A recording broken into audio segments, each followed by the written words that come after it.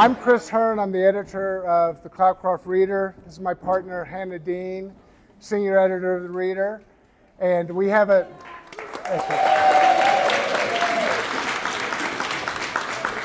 And we recently added another member of our jazz band. Now we're a trio. We have Drew Gaines. So we really want to thank you all for coming. I first of all want to thank the Otero County Electric Co-op for sponsoring it. They made a big difference in making this happen tonight, so let's thank them for what they did. And also the Lodge at Cloudcroft was very generous about giving us the space, the bar, which I hope everybody has a chance to visit and tip well, and the food. So big thanks to the Lodge at Cloudcroft.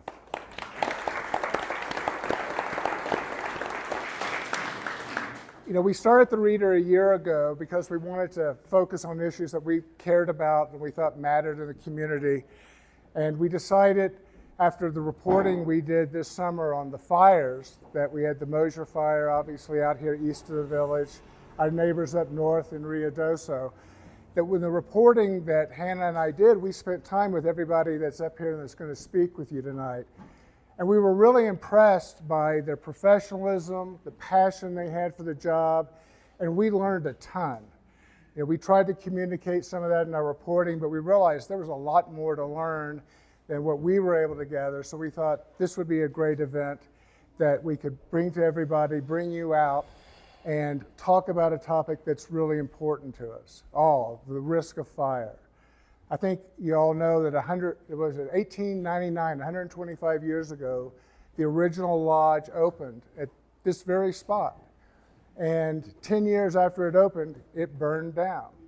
They rebuilt it a couple of years later up the hill, but fire has been in Cloudcroft. We haven't had it for decades, but that doesn't mean that we're immune from it. In fact, I think you'll hear tonight, some of the speakers will tell you it's not a question of if, it's just a question of when it comes to us.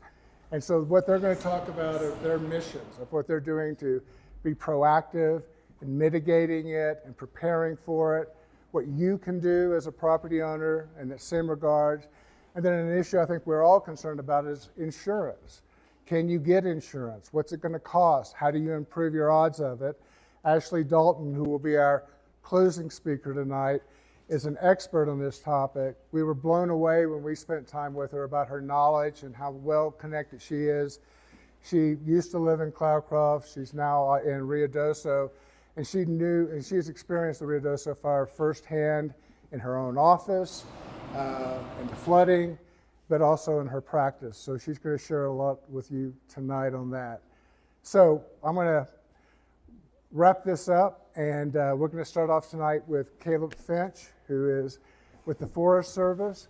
I want to tell you one thing about what we're going to do about the format. We're going to have 3 speakers, and then we're going to have a Q&A. And then we're going to have the last 2 speakers, and then a final Q&A. So it'll be Caleb, it'll be Abigail, and it'll be Mario, and then we'll have a Q&A. And then we're going to bring up Erich, Cloudcroft Fire Chief, and Ashley, and then another Q&A. And our hope here is we can kind of make the Q&As a little more compact, and we really want everybody to ask questions. I know these folks love to get questions. It lets them know exactly what you want to hear. So with that, thank you for coming, and let's start off with Caleb. Kick us off.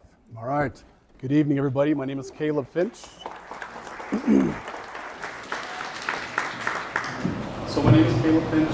I'm what's called the District Fire Management Officer for the Sacramento Ranger District here on the Lincoln National Forest. I've been on this mountain for 20 years. It's been a good portion of my career as the assistant in this position, as well as a captain on the Sacramento Hotshots. I have 2 assistants. One of them is here tonight. The other one could not make it. Matt Baroni, if you'll raise your hand. He is our Assistant Fire Management Officer for the fuels program for the district. And you'll hear me talk about fuels and so forth.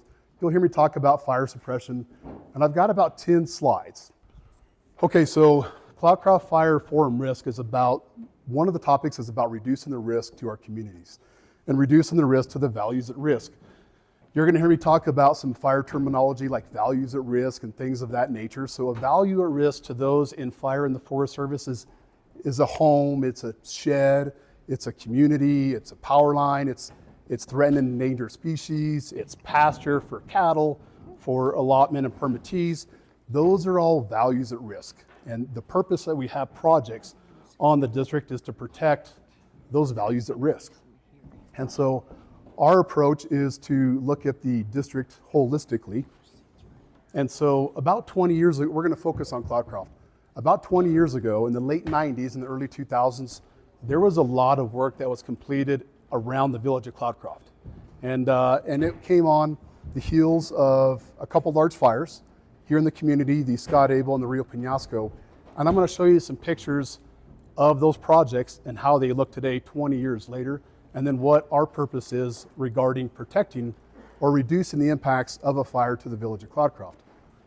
I mentioned reducing the impacts because ultimately fire is going to move through the forest. That's what it's designed to do. And so our job is how can we reduce impacts to those values at risk. So here, as I said, there's been numerous previous treatments, and we also have planned treatments around the village of Cloudcroft. We also have planned treatments around the entire Sacramento Ranger District, which I'll share with you. So this is the third community meeting we've had in less than 12 months. We went to 16 Springs and we visited the community there and shared with them what our purpose is for protecting those values at risk. And then we had a community meeting in the village of Cloudcroft back in February to discuss the Cloudcroft WUI maintenance project. We had about 20 attendees, so I'm super thrilled to see everybody here. I don't know how you do it, but we need to take some pointers. And then we met up with Weed, New Mexico last night, and we'll have another one in Weed here in about a month. So the Sacramento Mountain Range is ranked top 1% in at-risk fire sheds. So in 2014, under the National Cohesive Strategy, the term fire shed came out. And you can see the definition on the PowerPoint behind me. But basically a fire shed is a landscape area that's forested that has the potential to take a fire and move it through communities or move it through those areas that are values at risk. And so the Forest Service, I think there's about 214 fire sheds across the national forest in America, and we're ranked in that top 1%. So why does that matter? That matters because when you're ranked that high, you get more funding. And so it's important that we're at the top of that list. Right? Kind of, sort of, right? Our purpose is to go down. Okay, so then New Mexico Energy, Minerals, and Department of Forestry in their 2023 Community at Risk Plan showed that Cloudcroft, New Mexico is high at risk. We know that, that's pretty obvious, but the reason I bring this up in this slide is that you have the federal government that is looking at these challenges and these issues and how to resolve them. And then you also have the state forestry, your local state government, that's also looking at this and how we can incorporate projects to reduce that risk, which we'll talk about shortly. And then ultimately, how do we define risk or how do we define success? Success is defined as all of us working together. So it's not just the Forest Service, not just the state of New Mexico, it's not just the village of Cloudcroft, it's not just Otero County, it's all of us combined, and then it's all of you, because you also have a piece of property on this mountain, whether you're in the village of Cloudcroft or you're outside of the village of Cloudcroft.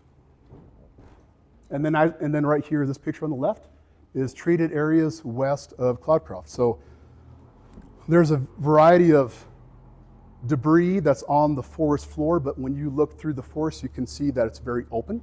It's not very thick. That was thinned about 20 years ago.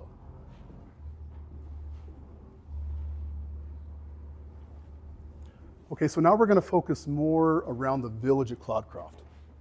From 2003 to 2010, treatments occurred on the national forest lands around the village of Cloudcroft. And we'll have a map here shortly. Those treatments included prescribed fire, commercial, non-commercial thinning, and then mastication. So if you've walked around the village of Cloudcroft and you've seen this chopped up debris, forest debris on the floor, that's from a masticator. A masticator is basically a piece of equipment that has a piece of machinery in the front of it that chews up all those logs, all the debris, the dead and down, so it takes it from a a standing fuel load that's high off the ground and makes it low to the ground. The purpose of that is to reduce that fire intensity and then the flame height. So and then here on the picture on the left-hand side, you can see these are piles that we burned over 20 years ago around the village of Cloudcroft. Now, a few years ago, we started looking around the village of Cloudcroft and noticed that over the last 20 years, there's been a lot of various reproduction of various tree species that are anywhere from 2 feet to 20 feet tall. And that's all that's grown over the last 20 years. And so what we need to do is we need to maintain the projects that were completed 20 years ago by the previous fire managers. So hence what we're looking at is called the Cloudcroft Reader maintenance. It's 2,956 acres. When we talk about projects, we refer to projects as the planning phase, planning for implementation, and then implementation. So the Cloudcroft Reader project is a project under the Fire and Fuels Department within the Forest Service. It's currently under the planning phase. And I'll talk about some of the accomplishments, well, we'll see them right there, that we've made so far with this project.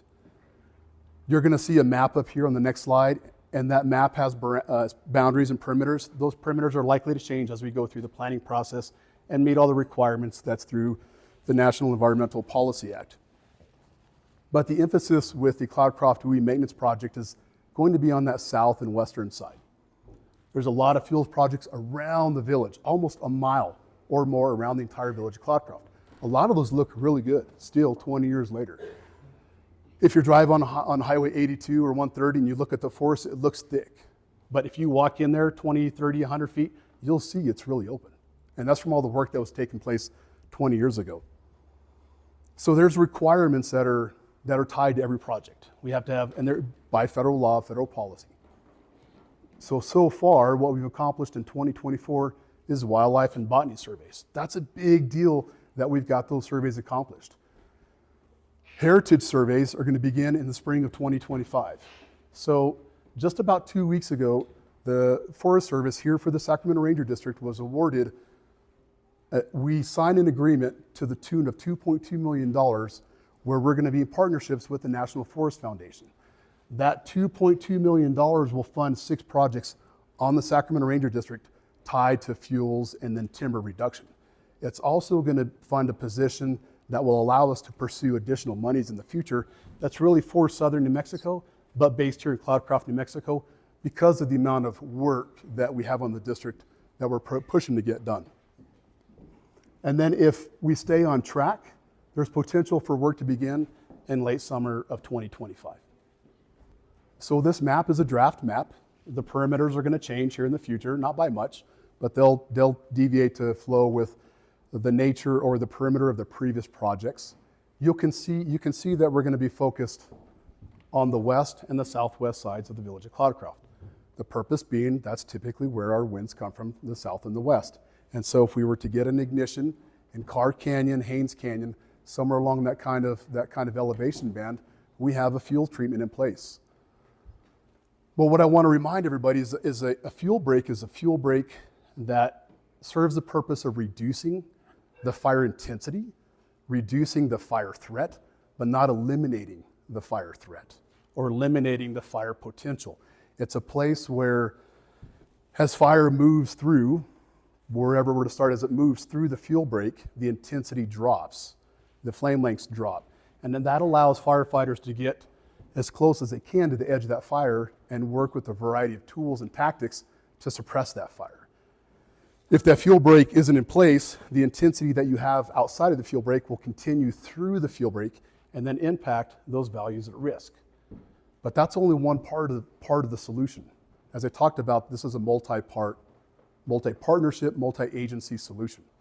And that solution involves all those folks that live here in this private property, because everybody has a part to do. And I've been doing this for 28 years. I've been to numerous fires. I just got back about 3 days ago from Nevada.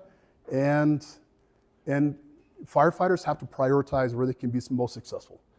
And where they prioritize those homes, those businesses that have actually reduced that fuel loading around their homes. And you're gonna hear more about that tonight, and I'll show you some slides. But we're part of it. The county, the village, the electric, the co-op, they're part of it, and then you're part of the solution as well.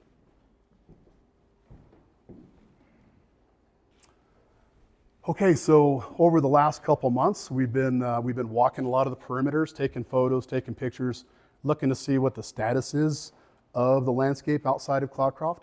These 3 pictures are on the west side of Cloudcroft. This one is looking right outside the football field, looking north.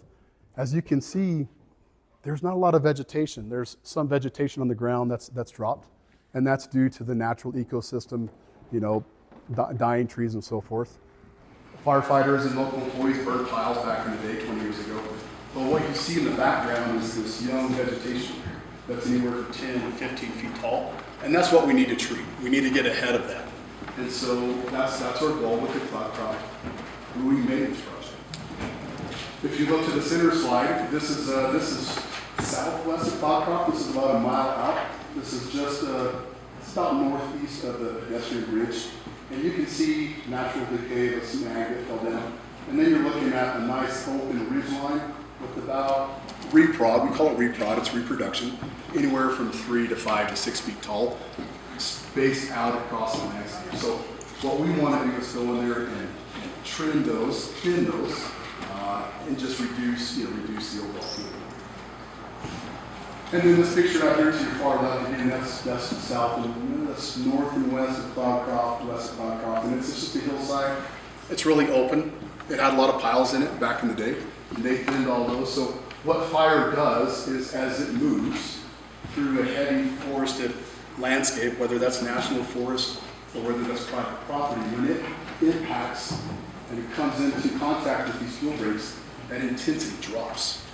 But you got to remember, fire can spot mile, 10 miles out in front of itself, depending on the conditions of the atmosphere, when it starts, where it starts. There's a lot of factors that come into play. It's just not automatic like that. And so, though we have a fuel break around the village, it also requires homeowners within the village to do their part to protect their homes. Because if a fire were to impact the village, there's going to be a plethora of resources. We'll have every air tanker in the nation.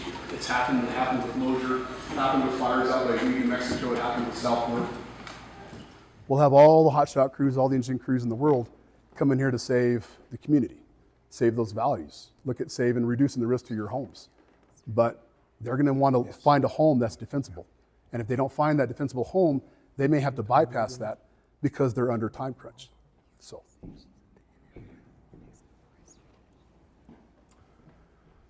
we're going to come back to the Village of Cloudcroft just a little bit, but the Village of Cloudcroft, in the scope of the Sacramento Ranger District, is just a small area.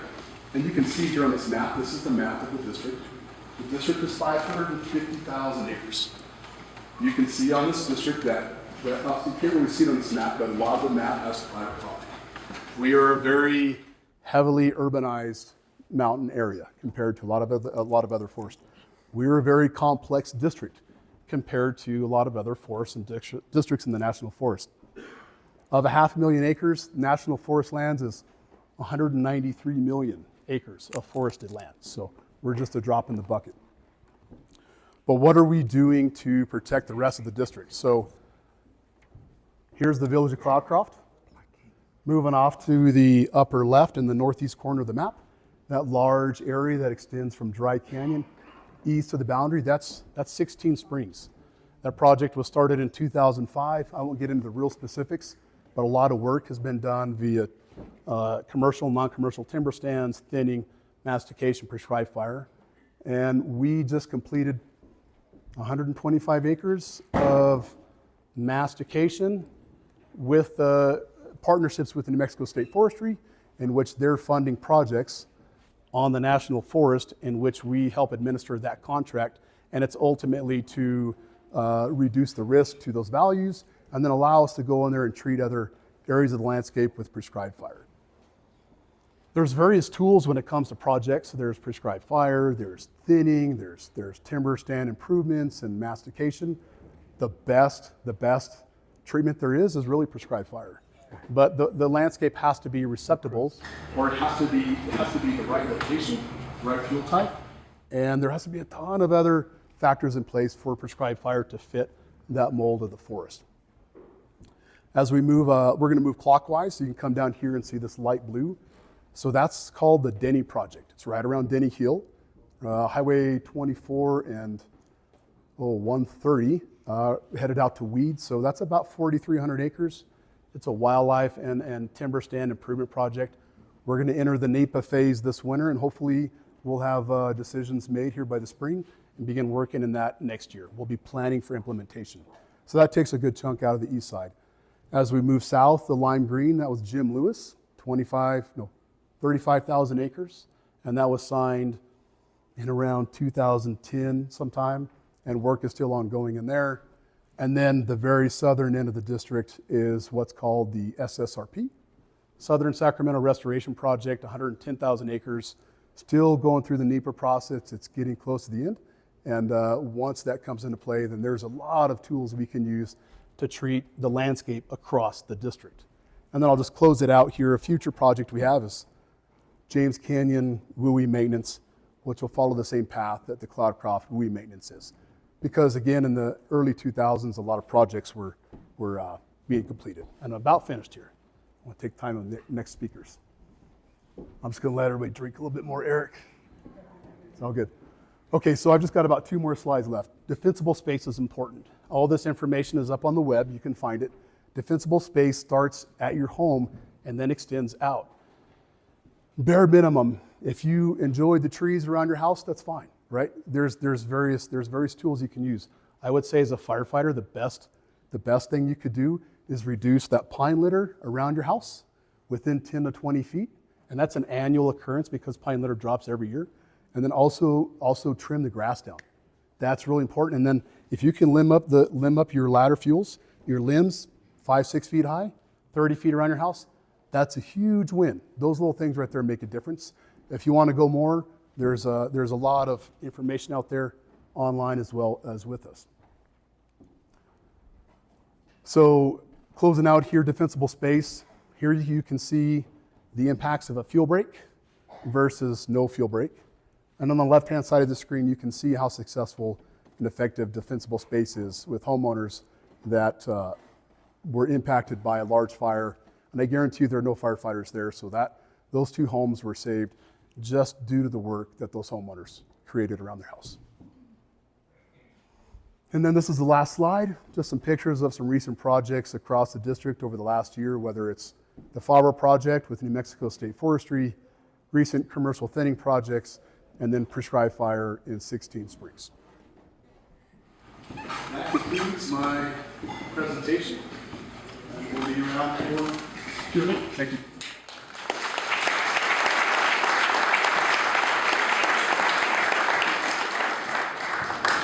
Thank you, Caleb. Caleb's been a longtime firefighter here. He was out driving an engine at the Mosier fire. We're lucky to have him. He's usually out in the field. So now we have Abigail Plecki. She is with the Community Wildfire Defense Coordinator. And a lot of the programs that are available to help you do the things that Caleb's talking about, to clear out your land, to make it more defensible, to make it something the firefighters can defend. She's the one that can tell you about the programs the state has to help you. Yes, again, I'm Abigail Plecki, the Community Wildfire Defense Grant Coordinator for the state of New Mexico. So, Community Wildfire Defense Grant. So I work for the Forestry Division, and most people think I work for the Forest Service. The Forestry Division, we actually don't manage our own land. We provide technical support to landowners and our partners like the Forest Service, like the electric co-ops and fire districts. So just a little bit about my program. This is a temporary funding opportunity. There's 2 avenues. So community wildfire protection plans, and Lincoln and Otero actually got awarded in cycle 2. And then implementation projects like Caleb went through, some just example ones. We can fund up to $10 million. So this is kind of like an unheard opportunity for the state of New Mexico. So we're on cycle 2 out of 5. 3 is up and coming.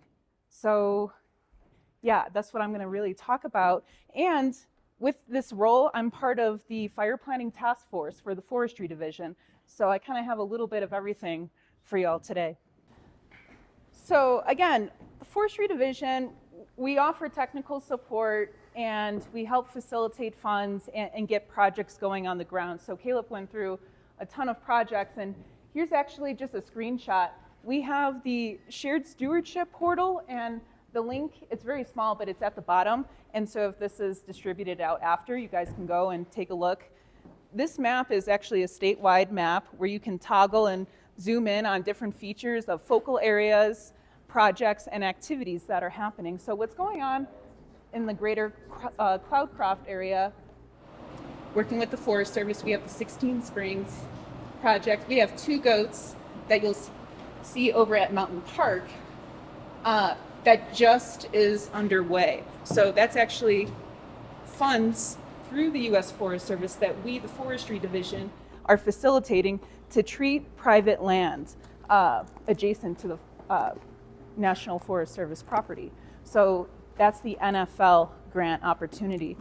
And then we have Otero County is going to go through a CWPP update. So what is a CWPP? Community Wildfire Protection Plan. And being on the task force and seeing the crisis with insurance policies dropping, seeing the need, seeing that we're in the 1 percentile of wildfire risk, we got to do something about it. So we kind of changed the requirements for everything that we're going to incorporate in those CWPPs moving forward, which include project planning.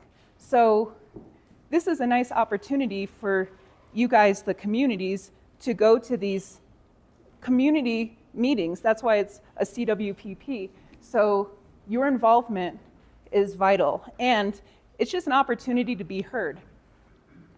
So that is underway. Lincoln County has a CWPP that was just awarded with CWDG. And then there's 2 mitigation projects in the southern Sacramentos that were awarded for cycle 2 as well. So there's quite a bit of funds happening right now. Definitely check this out. Another resource we have, you could take a look at any CWPP. It's hosted on the Energy, Minerals, and Natural Resource website online. And it's kind of like our library of, where is my community? Are we at risk? When was this last update? Should we consider going to the next one and pitch a project idea? So you could check that out online as well. Okay, so CWDG is first because I'm biased. I think that's the best one. I mean, $250,000 for a CWPP update, unheard of. $10 million for one single project.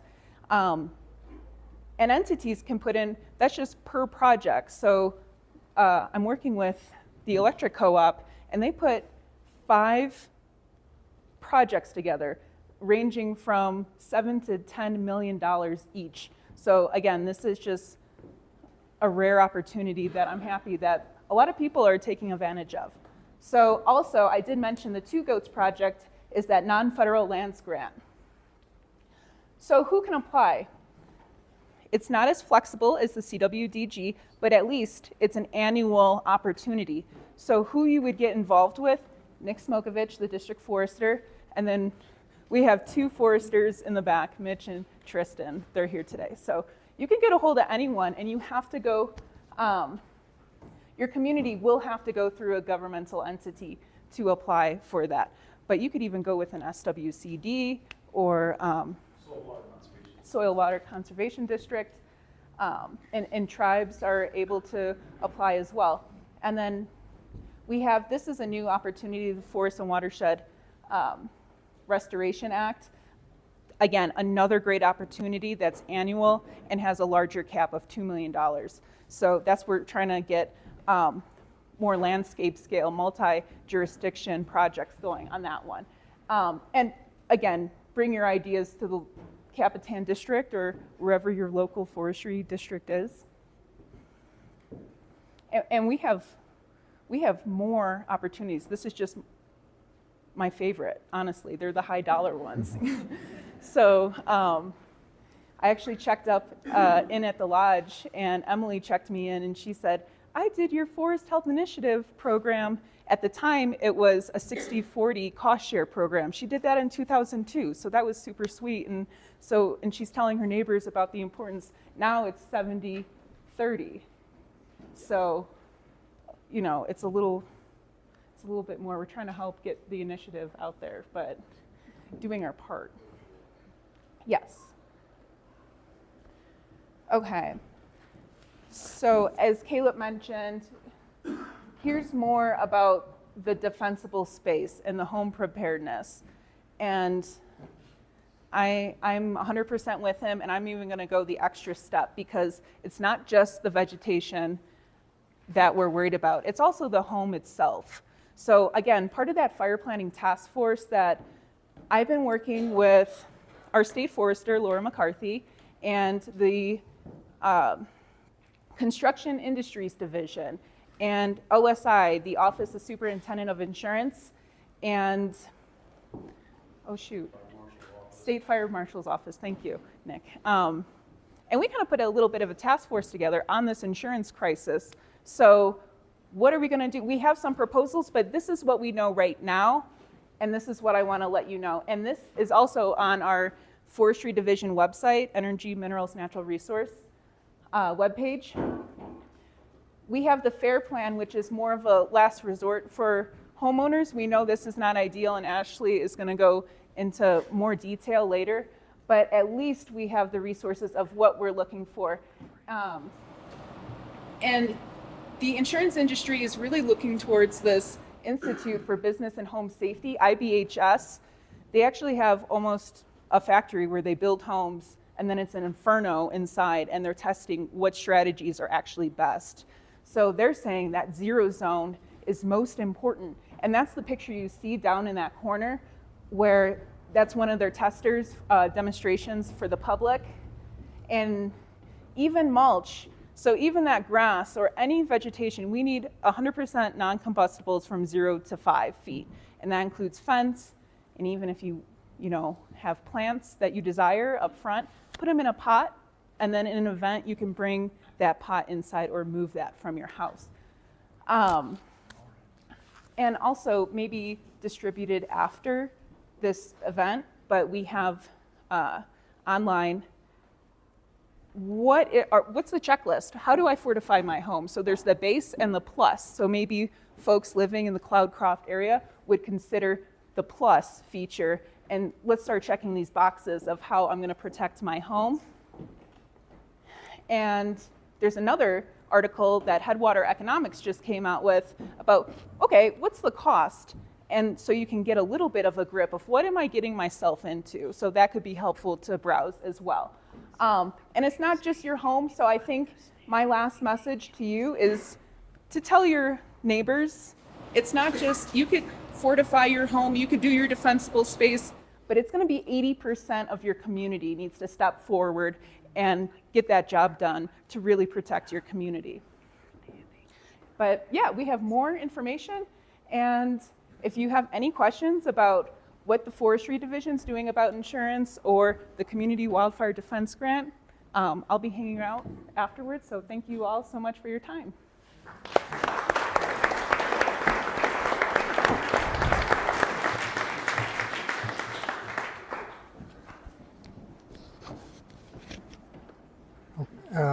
I want you guys to know that Abigail came down from Albuquerque to be with us tonight, and we really appreciate it.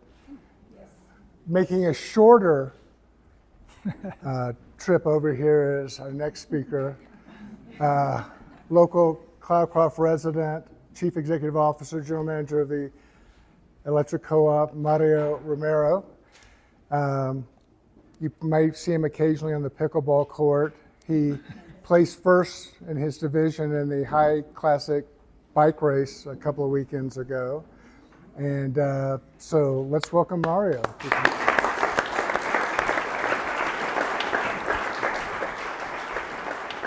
All right, so first of all, I want to thank you all for coming, for being here. Great turnout. Thanks to the Cloudcroft Reader for putting this on. Great job. great to have the opportunity to speak to such a big crowd. So first of all, let me give you a brief introduction. I see a lot of familiar faces, but I see a lot of people that I do not know. So I'm Romero. I'm the General Manager, CEO of Otero County Electric Cooperative. I've been at the co-op now for 22 years.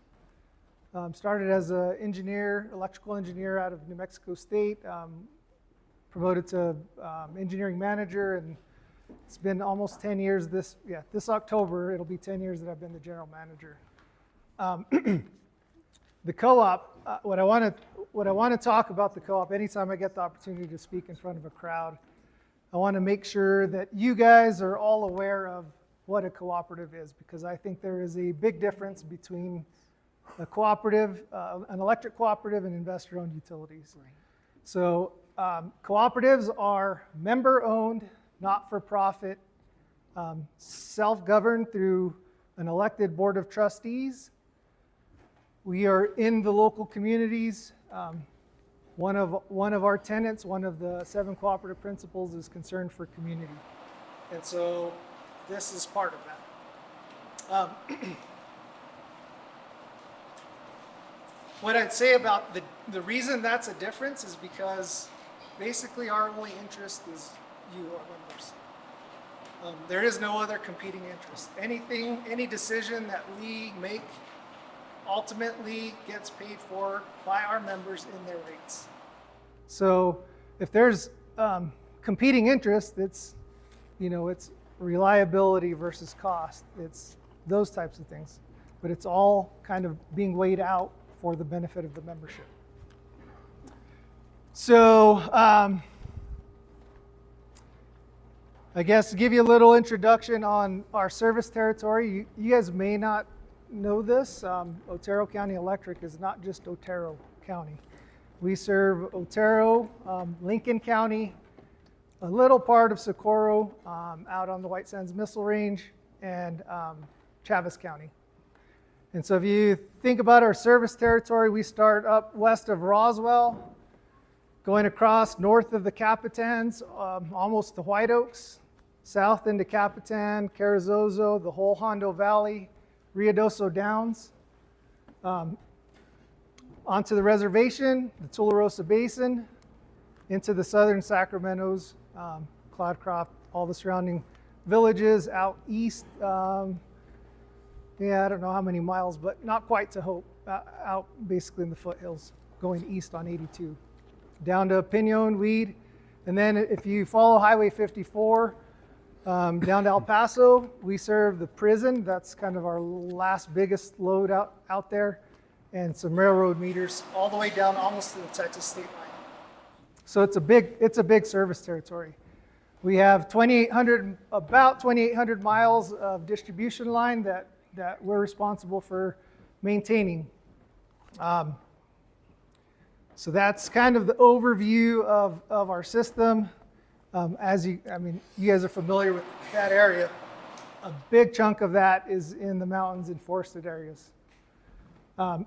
So that leads, to one of the things that's been on our plate, and one thing that we've been discussing a lot here in the last few years, but it seems like every year that goes by, it becomes more and more critical and more of a priority. And that's vegetation management and wildfire. So vegetation management, as you might imagine, with 2,800 miles of line, trying to keep every tree, limb, piece of vegetation from falling into the line is all but impossible. And let me move on to the next slide here. I only have 2 slides, so that's a good thing.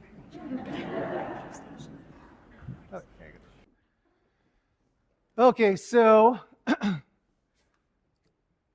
you guys have all seen it. You just may not have paid attention.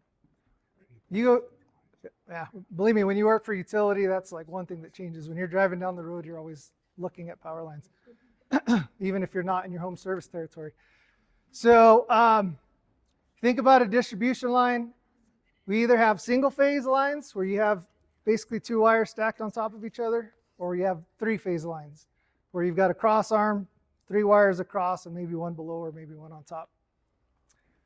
For a 3-phase line, that's going to be the trunk line that, like, if it goes out, it's going to affect the most people. The single-phase lines kind of tap off of that into neighborhoods.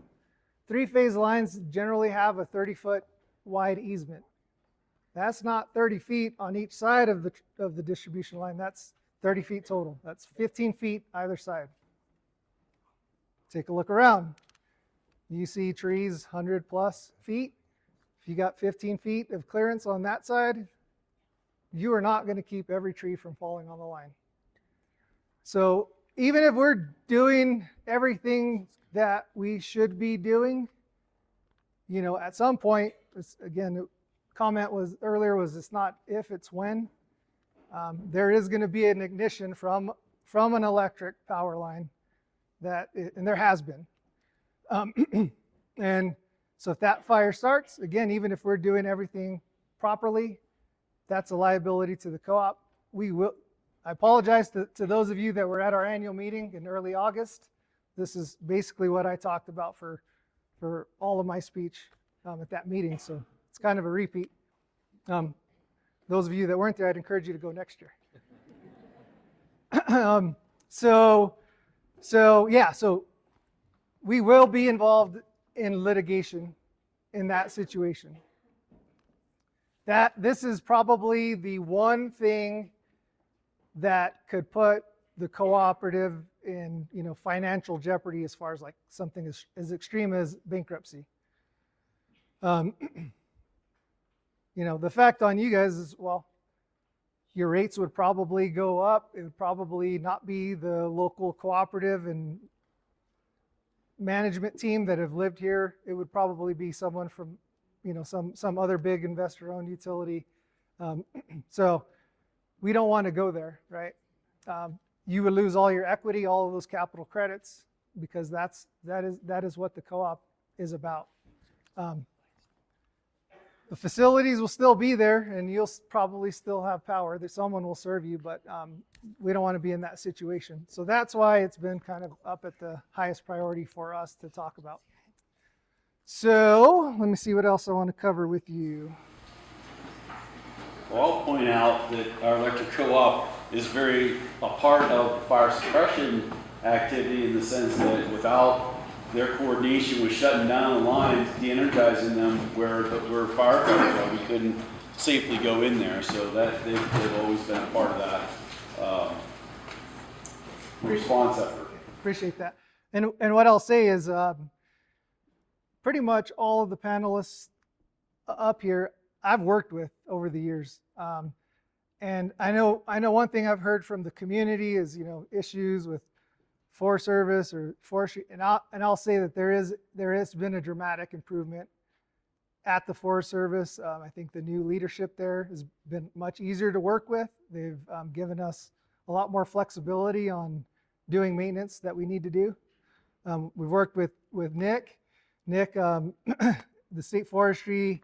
They did a kind of a pilot project out on West Side Road that cleared some area adjacent to the power line. We partnered with them on that. So there are a lot of good relationships that are being built. So as far as the next thing I want to talk about is, so what do we do, right? What does that look like? What does vegetation management look like? That means trimming, cutting the vegetation that's in the right-of-way. So that either 30-foot swath or, and I didn't tell you guys, single-phase lines are 20-foot. So it's only 10 feet on either side. There are a lot of challenges. Jansen Davis is our vegetation management coordinator. I see Wes Gaskell's here. He retired. So the challenges that they run into, and I don't deal with it directly unless it gets elevated to me, but I mean, Jansen has some stories, let me tell you. I guess what I would ask of all of you and point out is we're just trying to do that job. We're trying to fulfill that obligation to mitigate the risk of ignition of a fire. And also in that, it's improving reliability, keeping the lights on. So when Jansen's out there, and I know, look, I get it, it's probably less with the, you know, the locals that live here, maybe second homeowners. It's more of an issue with people are attached to their trees. We understand that. That being said, we have an obligation, we have a job to do. And so there's two things that can happen. You can either be helpful, you can be an aid to that attempt, or you can be a hindrance. And every hour that Jansen spends, you know, if we show up, homeowner refuses us, our crews have to leave. Then we have to come back. Jansen has to send letters. There's communication back and forth. We're happy to do that because we care about you as our members. I'm just asking, you know, understand we're not there because we're trying to impose our will or power over you or trying to do anything that we shouldn't be doing. We're doing it as an obligation. And if we don't do it, you know, you're going to pay for it ultimately as our members. So I just ask that, you know, you guys cooperate with us as much as possible. The concerns that we have, I've already mentioned. So number one is public safety. You know, I don't want to be the general manager, CEO of a utility that was involved in a fire. We weren't doing what we were supposed to do, and someone gets hurt or worse. So public safety is number one. Liability we've already touched on, and the other thing that's coming up, and we've already heard about it, and we'll hear more about it later, is insurance. So homeowners insurance is already part of the issue that we've talked about and we'll hear more about. For utilities, liability insurance is becoming increasingly either unavailable or super expensive. Because of all the fires in the West that have been started by utilities, those lawsuits and some of them are in the billions of dollars. And so the insurers are, you know, they're paying out money and they're getting a lot more cautious on issuing riders on wildfire liability. So those are starting to be exclusions on policies, and that's going to be an issue that we're all going to have to deal with. So last thing I'll talk about is, you know, what are some of the solutions? Well, at the co-op, you know, we've been increasing our budgets on our vegetation management. That continues to happen. We've had a couple of good financial years. We did something for the first time this past year. If you were at the annual meeting, you heard a little bit about it. We did something that's called deferring revenue. So basically setting aside some of the margin from this past year that we can use in future years. If we have a kind of a one-time expense like increasing vegetation management, maybe clearing a certain area, we can use those funds. It's backed by cash, and we can use those in future years without really having an impact from our lenders. We can look at increasing efficiency through technology. You know, nowadays there are drones, unmanned aerial vehicles, UAVs is what they're technically called.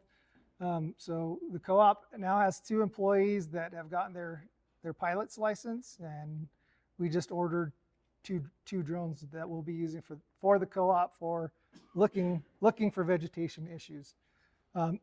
Another technology that's out there that we've dabbled in is there's satellite imagery that kind of does the same type of things and is supposed to help you prioritize where you can spend those dollars on vegetation management most effectively. I think next I would say it's things like this: education and communication with the public, our members, legislators, our partners, other stakeholders. You know, this might be the first time any of you guys have heard this discussion. And so, you know, I don't think that when Jansen runs into problems, it's that people want to be difficult. It's just, in fact, yeah, I don't know, 3 out of 4 times that once he gets a chance to talk to them and explain to them what we're doing and why, they're like, okay, I understand. So us being out in front of that, being putting out more communication and informing our members would be helpful. I would just encourage you all as private individuals, look at thinning your property. All of that's helpful for all of us. It's going to be a team effort. Marty, did you have? How about inconvenience of one shot? Oh yeah, thank you. So probably two things I'd like to address since I've got this crowd. In the spring, one of the things that we are and have been doing for years to mitigate ignition, wildfire ignition. We have, like a breaker box in your house. We have devices like that called breakers out on the line. Those devices generally they're designed to operate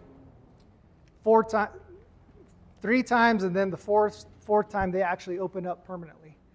So the reason they do that is, if you have a squirrel get into a transformer, get zapped, falls to the ground, you don't have a 2-hour-long outage while the lineman comes to not find that squirrel, and they just end up closing it in. So it's more of a convenience factor for the membership, okay? What we do in the spring and specifically on red flag warning days, although once we get into the heat of that's maybe a bad term. Right into the middle of the fire season, we put all of those devices on one shot. And the other thing that we do, so if there's an outage, a nuisance outage, like the instance that I just mentioned, a squirrel or a branch that falls from a tree, it's going to open up, and it's going to stay out until a lineman gets out there to look at the problem and re-energize. When they re-energize, before they re-energize, they're going to patrol everything downstream of that device. We don't always do every inch of line as far as inspection pre-energizing, especially if you have lightning in the area. A lot of times you have a lightning strike, you have an outage, crews will go out knowing that there's been lightning in the area, they'll just close it in. So that increases the chance of you having an outage, and it's also going to increase the duration of you having an outage. So you guys, I'll be happy to take any questions when we get to the Q&A on that, but I'll stop there. The other thing that I would like to mention in closing is, there was some discussion in Ruidoso. So PNM has implemented, or they've actually got a case in front of the New Mexico PRC, Public Regulations Commission, with plans to implement what's called a public safety power shutoff.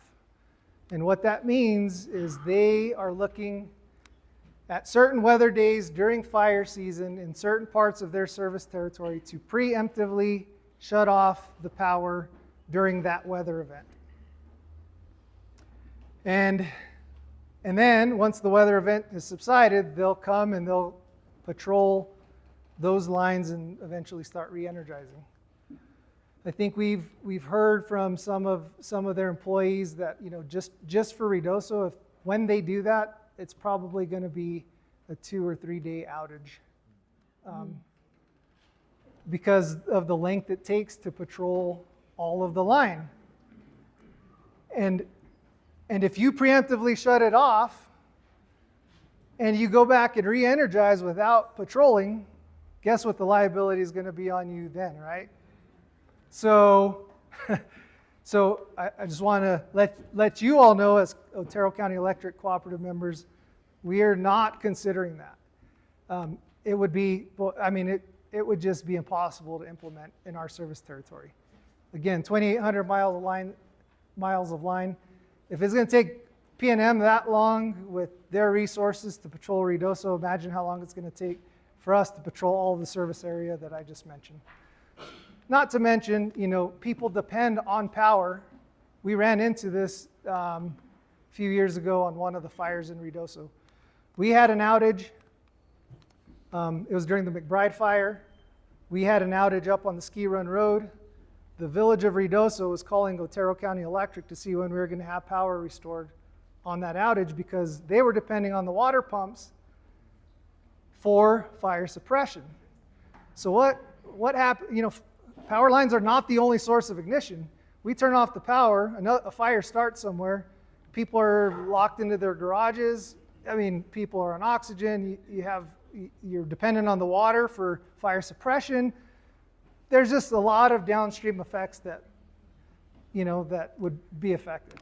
And so, now I got to say, I don't blame PNM for doing what they're doing because of the liability issue. I think that's where it's going.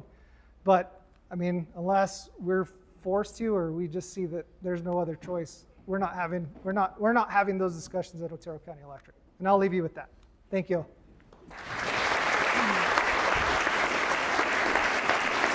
Thank you. Thank you to Caleb and Abigail and Mario. You guys are such an attentive audience. You're really good students. We're going to have a brief, we're going to have a Q&A break now, and then we will have 2 more presenters after that. So Nick is also here from the New Mexico Forestry Department. I think he legally changed his name to Smokovich because it just fits so well. But yeah, I guess I just wanted to clarify. So if we want to opt into these funds that are available, do we need to seek out New Mexico Forestry, or can we go, say, to the Sacramento Ranger District? So it depends on ownership, right? So where do you want that project to be done? And that's going to be where you go next. So if you're passionate about, I want this trail to be thinned out because I want to save that, well, then definitely go to the U.S. Forest Service office. But if you want to treat your common grounds or your own property, then you will have to go to the Forestry Division. And so that list goes on. So BLM, State Land Office manages their own land, so that's an option too. But usually most of the time folks go to the Forestry Division. Okay, awesome. Yeah. Thank you. Okay, so we're going to open up the floor now to questions geared towards our 3 presenters so far. Oh, we have one. Yes. Yes, Mary. Okay, so with the mastication behind the Geronimo area, do you want to address that, Caleb? Yeah, if it's mastication, it's likely on Forest Service land that occurred within the last 20 years. And so over the course of 20 years, you're going to have trees that die off. That's the natural status of the ecosystem. But with the Cloudcroft Reader, we'll get in there and treat those areas. It's just going to take a little time because we want to prioritize the south and west side of the village of Cloudcroft because that's where the fire comes from versus the east side. So, Area I'm talking about, it's not fallen trees, it's felled. no failed trees. Somebody cut them down, they're huge, there's lots of them. That's what I'm calling That could be a number of many projects. I don't know if it has to do with maybe a power line right of way. We have to go look at it and see. Thank you. Okay. Any other questions? Yes. I got a question. My name's Gerald Swanson. I live in Waterfall. And I notice off Highway 30, a lot of trees are dying of mistletoe. And I'm just wondering if mistletoe control or eradication is part of the Forest Service, or is there some kind of responsibility, or how can landowners that might be out of state be notified that they're killing a lot of trees that could easily catch on fire and it's not being kept up? And then the other thing, I know in the West, with all the fires they're having, some local, I don't want to be negative, but some local politicians and districts are making deals with timber companies. And now they're cutting old growth because that's bigger trees and they're making some money. So I'm just wondering if the federal government, as far as our forest district, which I'm very proud of, is making any kind of deal with private industry on tree removal. And if you're doing a lot of fire breaks, we have a lot of homes that need firewood. Is the timber that you take out, is that going to be free to the public? Okay, so those 3 questions. So let's get those answered. So Caleb, I'm going to hand you this if you'll speak up to it. I think I remember all of those. Okay. Okay, so that was a lot of questions. Good questions. My expertise is not timber, but I can answer to some of those questions. Regarding the dead and down across the forest, so within the last year, the National Forest opened up all of it to dead and down removal for fuel. All the consumer has to do is go to the National Forest, district office, ask for a wood permit, you'll get maps. Within 150 feet of any road system, anybody can grab firewood, go cut it down. There's a few restrictions with that are tied to the specifications in that permit, but that's a big change from the last 50 years. And one of the biggest pushes was woodcutters are free labor to go cut all this material. So why don't we utilize that free labor? It was passed and it's moving forward. Regarding the mistletoe encroachment, yeah, that's something that's, it's really taken a hold across the district in various tree species, mainly ponderosa pine. There has been projects in the past that went through the NEPA process to remove the mistletoe specifically around the areas up here around the Trestle Campground. But across the forest, that would be a huge undertaking. And really one of the best methods to reduce mistletoe is prescribed fire smoke. It doesn't eliminate it, but it reduces the overall impact. And then, next question. What was your next question? Oh, I can't remember. It's about Oh, timber. logging. Oh, logging. So, Yeah.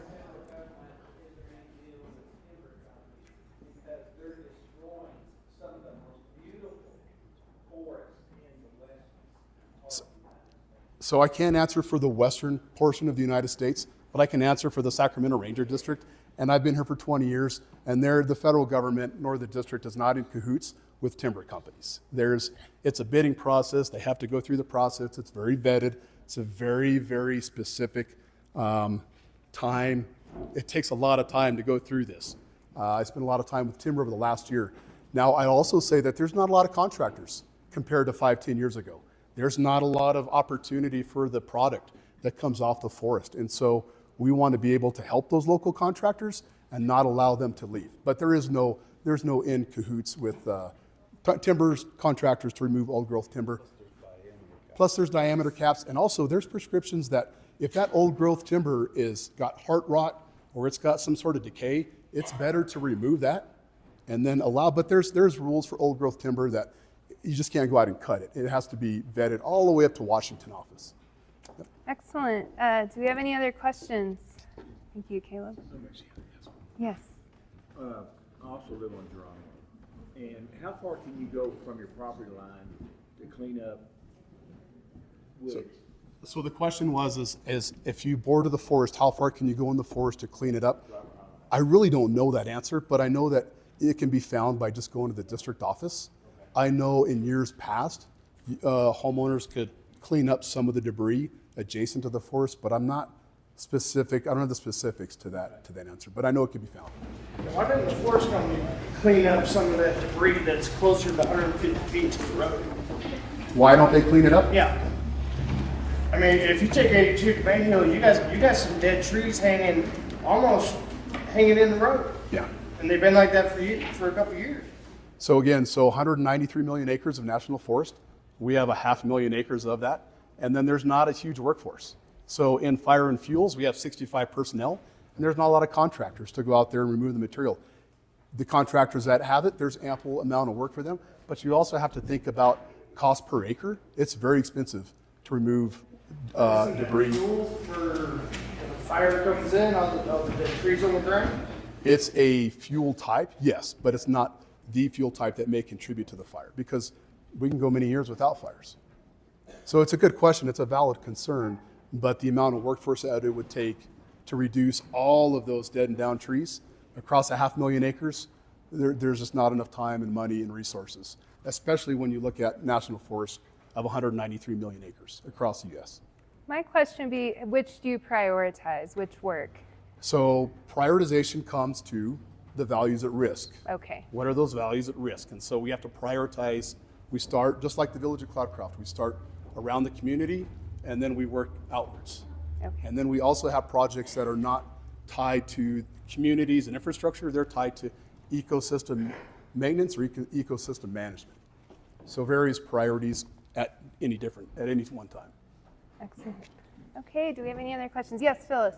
This is sort of for each speaker, I think, but I sort of had a little visit with Mario at the meeting, but I'm just curious if this CWCG grant could be pursued to bury power lines in and around the village? And if that's possible, are there any statistics out there that show that buried power lines reduce fire risk in communities by X percent? I'm just curious. Yeah.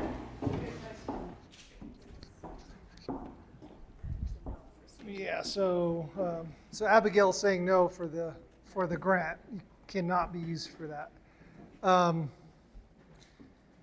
As far as studies, I couldn't tell you for sure that there is something out there, but I will tell you that definitely would reduce the risk of ignition of fire from power lines, because it's pretty much impossible being underground. I'm glad you brought it up, because I actually meant to comment on that. So I did get that question, not only from you, but from a couple of other people after my comments at the annual meeting. So, these questions it's not the first time we never thought about it. The issue is the cost. So again, it's real easy when it's a cooperative to demonstrate that the cost of undergrounding power lines is ultimately going to be borne by the membership. Right off the top, underground power lines cost at least 3 times as much. You get up here in the rock, and it's going to go up substantially from there. So it's really a question about feasibility. I had one member comment to me, yeah, but the other side of that is, you're talking about all of these liability issues, and that's a valid comment. At the end of the day, the membership through the Board of Trustees is going to, you have a voice to give those kinds of suggestions to your Board of Trustees and for them to consider that. Now, what I would say is,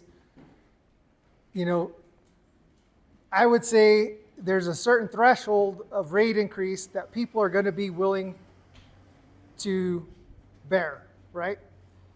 And my guess, if we went into undergrounding our entire system that's in the forested areas, we're probably going to double, triple, quadruple the size of our plant. And that's going to have a doubling, tripling of rates. And I think every member on the Board of Trustees, until that changes, would get unelected. So, I think it ultimately becomes a political issue. So it's, that's just, that's just the way it is. So, yeah. Well, it's a comment about that. Mario, can you remember how much it cost to bury that line out to Sac Peak? Well, I think we ended up spending about $8 million to bury the total project was about $8 million. It took like 10 years to get all the permits and work through the permitting process with the Forest Service. We selectively buried the parts of the line that were inaccessible in heavily forested areas, and that was really kind of more of a reliability issue. The people in Tiburon, I don't know, is anyone here from Tiburon? No? They used to have outages like constantly. And so it was the parts of the line that we buried, we only buried, less than half. And that project ended up costing $8 million, and I think it was 17 miles. So about 9 miles is what I remembered. 9 miles of underground? 9 miles of underground is what I remembered. The other thing is what it does. It sounds great on paper, but have you seen the trenches and stuff you have to do underground? We're talking about ripping up, especially with the rock on this mountain, we're talking about ripping up huge trenches. It has to be 6 feet deep? 4 feet. 4 feet. 4 feet deep. 4 feet deep. Primary underground has to be buried 4 feet deep. If you've dug a ditch anywhere on the mountain, going a foot deep is big. So you also have to think about the aesthetics of what would happen if we ripped up all of the places that run beside your houses to bury power line. It is a big project. And Sherry has been having her hand up for a long time. So it's pretty funny. But, well, one other thing is, like, again, there are other downstream effects. So you underground what's currently an overhead system. Every one of your service entrances is going to have to be converted to underground. Who pays for that? Are we going to force you guys to pay for that, or is that just going to be added to the cost? I mean, it just gets complicated. Yep, thank you. Sherry, did you have a question? I do. Yes, let's hear it. Okay. I have a tree that I think is a hazard that's hanging over too close to the line, or if I have a tree that's growing up into the line, do I need to call the co-op and let them know? Will they come out and look at it, or? Absolutely. Okay. Yeah. Yes. So the question is, and this happens all the time. Actually, after the annual meeting, after the comments the last 2 years, Jansen gets inundated for like 2 weeks, a month, with all of the follow-up from members that heard the message and say, hey, I've got a tree that's leaning over a power line. Can you come look at that? We go and look at that. You know, Jansen will go and look and see if it's endangering the power line, then we're going to remove it. So yeah, the answer is yes. Thank you for setting that up for us. Nice. Yeah. So I have a question for Caleb that came in from Chris H. Guess who? And he wondered what the worst case scenario would be for Cloudcroft, if you want to talk about that, and how you guys would fight it. Well, before I answer that question, I just want to mention a couple things regarding your question on the removal of the dead trees and snags. Just to give you an idea of the cost per acre when it comes to various projects, a masticator costs around $1,500 to $2,000, $1,500 to about $2,500 an acre for a machine to go in and chew up that dead and down material. For a crew to go in and thin and pile an acre of forested land, whether that's in Cloudcroft, 16 Springs, that can be anywhere between $1,000 and about $4,000 an acre. And it's gone up exponentially post-COVID, especially with inflation. So you can see how much that costs to local taxpayers and so on and so forth. Now, regarding worst case scenario, I don't want to get into what is the worst case scenario, right? Worst case scenario is what happened in Ruidoso, right? That fire that happened in Ruidoso, local firefighters have been talking about that potential situation for 20 years, training on it for 20 years, talking about it at the Sierra Blanca Fire Academy for well over 20 years. You know, there was a comment that said that morning, this is the fire that we didn't want over there. And now we're going to respond to that based on the training. So worst case scenario is a fire that occurs in the forest, late June on a windy day. And what the impacts are, we don't know until we know where it starts, what time. It could be a variety of factors. If it starts in the morning, we have all day. We have a full burning period. If this starts in the evening, you have all evening. You don't have the full burn period throughout the day. So I don't want to get into speculations of what the worst case scenario is, but it would be near the end of June on a windy day, and we can look at Ruidoso and see what impacts occurred there, and then, you know, we can put 2 and 2 together and go from there. But you never know. You just never know. Okay, yes. A question for Mario. A lot of residents up here are familiar with the vegetation clearing on the right of way. But many people have told me that it's not their responsibility to clean it up. Can you tell me whose job it is to pick up all the cut branches and vegetation? Yeah, so, you know, that's kind of been a little bit of a mixed bag. Again, all the cleanup that we do is preventing us from going and cutting the next tree. So if a landowner is willing to allow us to leave it on the property, that's our preference. There are some instances, like lots in the village, that it's too small. The lot is too small, so there's not even a place to stack the brush. Generally, we at a minimum, we will stack all the brush. So pile it there for you to do with what you want. The logs we never remove. So anything that's like usable firewood or could be used for other things, we never remove that. We view that as it being your property, and we've had a lot of people, you know, like we've had people concerned about that, us taking logs. We don't do that. You know, so in the case, if we can get a chipper to an area, we do chip some, but again, we try to do as little of that as possible just because of the cost. You guys all bear the cost of whatever that is. So again, we just ask for, if you have the ability to manage that yourself, that benefits all the membership. That's what that could be your contribution to this. If you can't, and we can get a chipper to it, we try to do that when we need to. Yeah, that's right, thank you. Leaving a lot of field around, like a lot of lots and land is around here, even in the village, it's not good for everybody. Clean up, everybody. Thank you, Mario. So Caleb, did you have something to add? Okay. Quick show of hands, who's familiar with the local slash pit? Most everybody. So the slash pit, I just want to talk about that real quick because that's a great example of a partnership between the Forest Service and then Otero County Emergency Services. The slash pit's been open for 20 years. Back in the early 2000s, the Forest Service was staffed that slash pit on the weekends. Since then, budget cuts and whatnot, personnel were not able to staff that. But the county came in, and with us, we were able to get an agreement where the county was able to hire somebody specifically to open up that slash pit for the community members around the village of Cloudcroft and then the surrounding communities within the county. And it's strictly for homeowners to drop off their vegetation that they utilize to clean up around their homes. It's not for waste or construction material or any of that. And so that's a 4-year agreement. We're just starting the process to renew that agreement, and it'll continue to go. And then also the slash pit is still open until middle of October. So it opens up, early May sometime, all the way through the middle of October. We'll burn the remaining slash in the winter, and it's just very cyclical. And it's a community service. Thanks. Great. All right, one more question, then we'll move on. And this is probably for Caleb.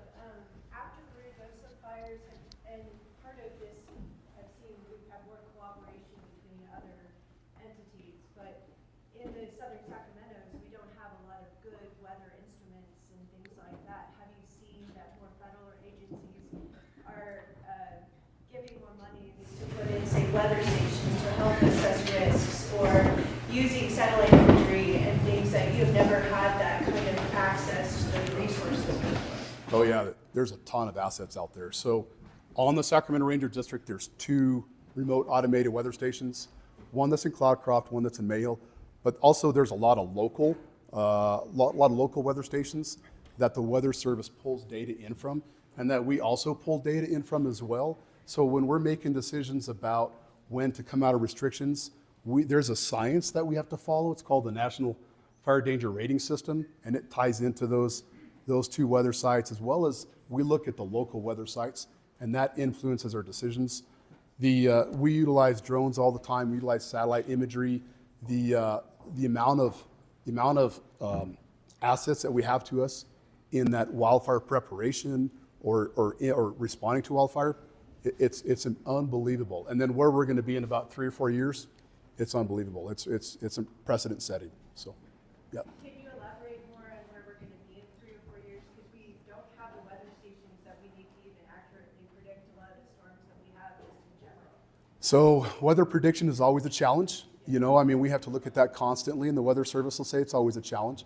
The best weather predictions are only about 3 days. After 3 days, models are going to diverge and differentiate. So, but you can look at trends, and that's what we'll look at. Those weather stations are important. Site-specific weather requests through NOAA and El Paso Weather.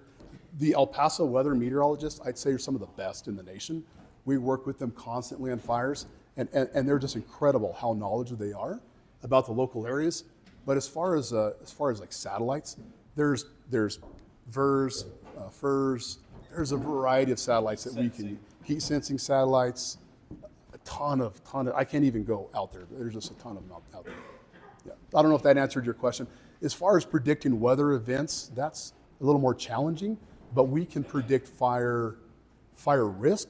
We can predict fire danger. That's a very scientific process to follow. Looking at more like building a more robust infrastructure for you guys that you can also use more remote sensing for weather stations or drones or satellites for this experience.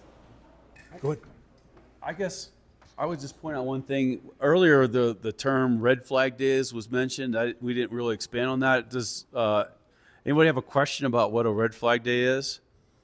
Because I know they spouted off a lot on the news and we talk about it, but it's definitely a heightened potential where if there's a spark or some ignition source that it could spread very quickly. Usually has to do with low relative humidities, higher temperatures than average, and wind speeds. And now they've actually made it even more scientific by adding some other data to that as well. But those are something really to, in particular, pay attention to. Because again, I mean, when you say prediction, we do know from historically, fires that start on red flag days tend to be the most difficult to suppress because of how rapidly they spread. So again, just by being aware of that local weather forecast, it says it's going to be a red flag day today, taking those extra precautions.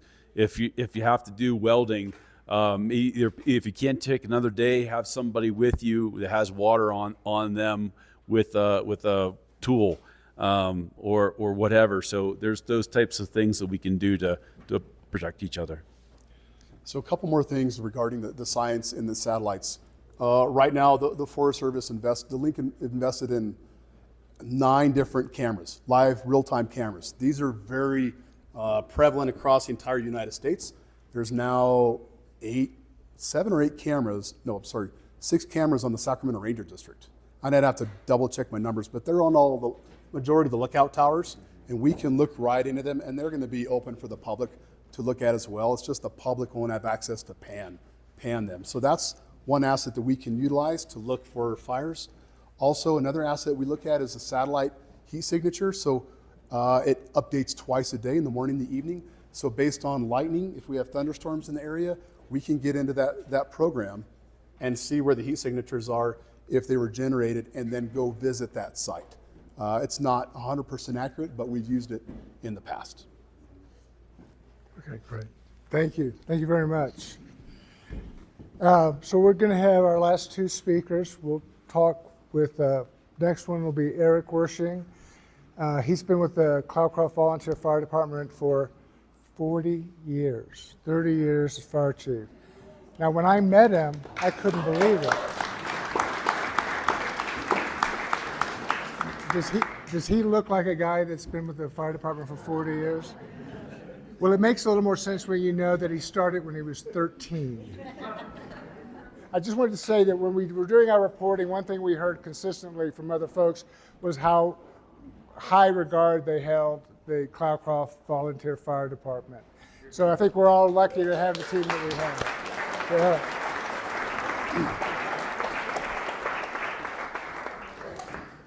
So thank you. Obviously, I'm only one person, and so I want to point out that we have a lot of members of our fire department here in the audience. They're wearing black shirts tonight, most of them are. And so if you see them around, definitely say thank you to them. It takes a team effort, believe me, as you well know. So the presentation I'll be presenting is quite a team effort. It's going to be a little bit interactive, and so you'll see why in just a moment. Also, unfortunately, we weren't able to get speakers. The speakers to broadcast some of the links that I have. So good for you, because my presentation will be a little bit shorter. But if you can maybe get your phones out when the slides come up, and take pictures of the links, and then you can click on those links when you get home. Or I think maybe a copy of this video would be available to download. So we're going to talk just a few things about preparedness, mitigation, protection, planning, and alerting. And then we'll talk a little bit about those, and then we're going to go into this, a little bit of an interactive demonstration for you this evening. So on the wildfire preparedness for Cloudcroft, and this is just talking about Cloudcroft right now. We'll go into the outside areas in just a moment. What OPAs mean? OPA is called an outside protected area. So Cloudcroft has its own fire district. It's the boundaries of Cloudcroft. We have 3 OPAs. The 3 OPAs are the Tezekmon Observatory, the U.S. Forest Service admin building over on Highway 130, and also the Camp Del Wrestler Boy Scout Camp. So those 3 areas are technically outside of our boundaries, but we provide fire protection to them as well.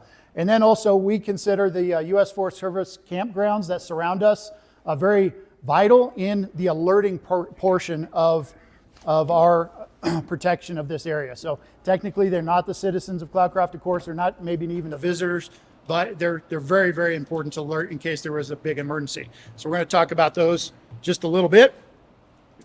So fire risk planning and mitigation in Cloudcroft. So in 2014, we did our last large treatment, and that was called a severance grant that we received from the New Mexico State Forestry. The village hired a contractor that then hired subcontractors to go through and treat about 147, I believe it was 147 acres of village-owned property in 2014. And so now, fast forward 10 years, we're looking at those treatments and we're thinking, you know what, those could use a little bit more work. They're getting a little growth on them. And so those treatments are being looked at again now to being retouched. So just so you understand, the village does own a lot of parkland and also a lot of area that abuts the Forest Service. We call it some of it is our green belt, so to speak. We're not necessarily talking about the road right-of-ways. What we found historically is the road right-of-ways are just too expensive to treat with the grant monies that we have. Not that we don't want to, but it is very complex to treat those road right-of-ways that are right in the downtown area. That said, we are looking at ways to still treat those areas. We're trying to figure that out. In 2019, we got lucky. We didn't get lucky. The village got very unlucky and received an event called the Big Wind event. It was actually Big Wind 2. The first Big Wind was in 2012. In this event in 2019, we lost over 1,000 trees due to high winds, blow down. What we did, though, is we took advantage of that and nearly tripled the number of trees by when we declared a disaster area. FEMA then were able to provide some funding to us, and we mitigated an additional roughly 2,000 trees above the 1,000 that were toppled. And so we were able to do a pretty good cleanup around the village, and a lot of that work, actually most of that work, was on the road right-of-ways at the time. So those are our two bigger treatments that have happened recently. So again, 2024 now, the village of Cloudcroft through Lauren, I don't know if Lauren is here. Here's Lauren. So we are very lucky to have Lauren with us now. Lauren applies for many, many grants for the village and has received many.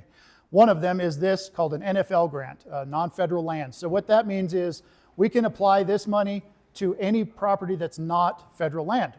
Village property, also private property. So you'll be hearing more about this grant very soon. As soon as there's a few more ducks in a row, we have to get a little bit more paperwork taken care of. But this paper is available to those of you who live inside the village and want to clean up your property. You'll be able to apply. There's a third party going to be administering this grant.